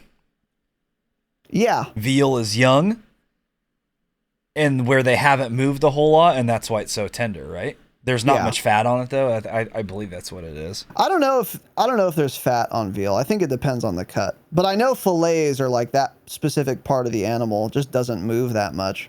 But there's also no fat there. So, but yeah, I think what would a woman be? What kind of cut would that be? Maybe like a new. It depends where you're cutting it from. I think women would be like a ribeye, actually, and men would be like a New York. God, New York's are dog shit, man. They're not great, yeah. New York is just simply a worse ribeye. It's that simple. I've come to the conclusion now, just recently, within the last few months, I would rather have filet than a New York. Because a New York's not as tender as a filet or a ribeye, and doesn't taste as good as a ribeye. So it's like, I may as well have something that doesn't taste great, but also is super tender, like the filet, instead of a rib, or instead of a New York that doesn't taste great and also isn't tender. It's just a dog shit cut of meat. Yeah. In theory, a New York is more tender than a ribeye, but less tender than a filet. I don't know if that's actually true, but in theory, that's the purpose of a New York. Because it doesn't have quite as much fat as a ribeye. So it has less flavor, but it's at least more tender than a ribeye, just not fillet level. Yeah, tender. New York, I don't know. New Yorks aren't great. I've really I'm started with not you. like them recently. That's why I don't like it. It's kind of like the worst of both worlds. Yeah, it's you don't get anything good. Not tender, doesn't taste good. Exactly, yeah. It's like tender, but if you want a tender cut, get a fillet. And then, so it's not that tender. And then it's like more flavorful than a fillet, but it's not like flavorful as a ribeye. So it's like, it's neither that flavorful nor that tender. So it's just kind of shitty. Yep. In both ways. Ribeye is what adults should be eating. It's that simple. They shouldn't sell another obvious cut of beef, yeah. I agree. At least for like a steak like that, yeah. Throw everything else away. Yeah. So, yeah. Anyway. Cool. Anything else? No, I'm glad we ended it talking about human meat. Shout out to human meat, man. And if anyone has a relative who's died recently and you've gotten consent, if you want to freeze, dry, and package up a cut of your grandma and send it to the P.O. box, I would be open to that. So because you'd be in jail. Well, that's it. Thank you all for watching and listening. Next week, we will be doing podcast episodes. We'll be back to Call of Duty news and shit next week during the week. And then hopefully next Saturday we have some new developments to talk about, some news surrounding MW2, Warzone 2, or hopefully DMZ. But next Saturday we won't be doing Q&A, almost certainly. We'll hopefully have some more info on something coming up to really sink our teeth into, as if it were a cut of human meat. So keep your eyes on that. Love you guys. TheDropshot.com. You can find everything there. Thank you for watching and listening. Stay humble. Stay humble.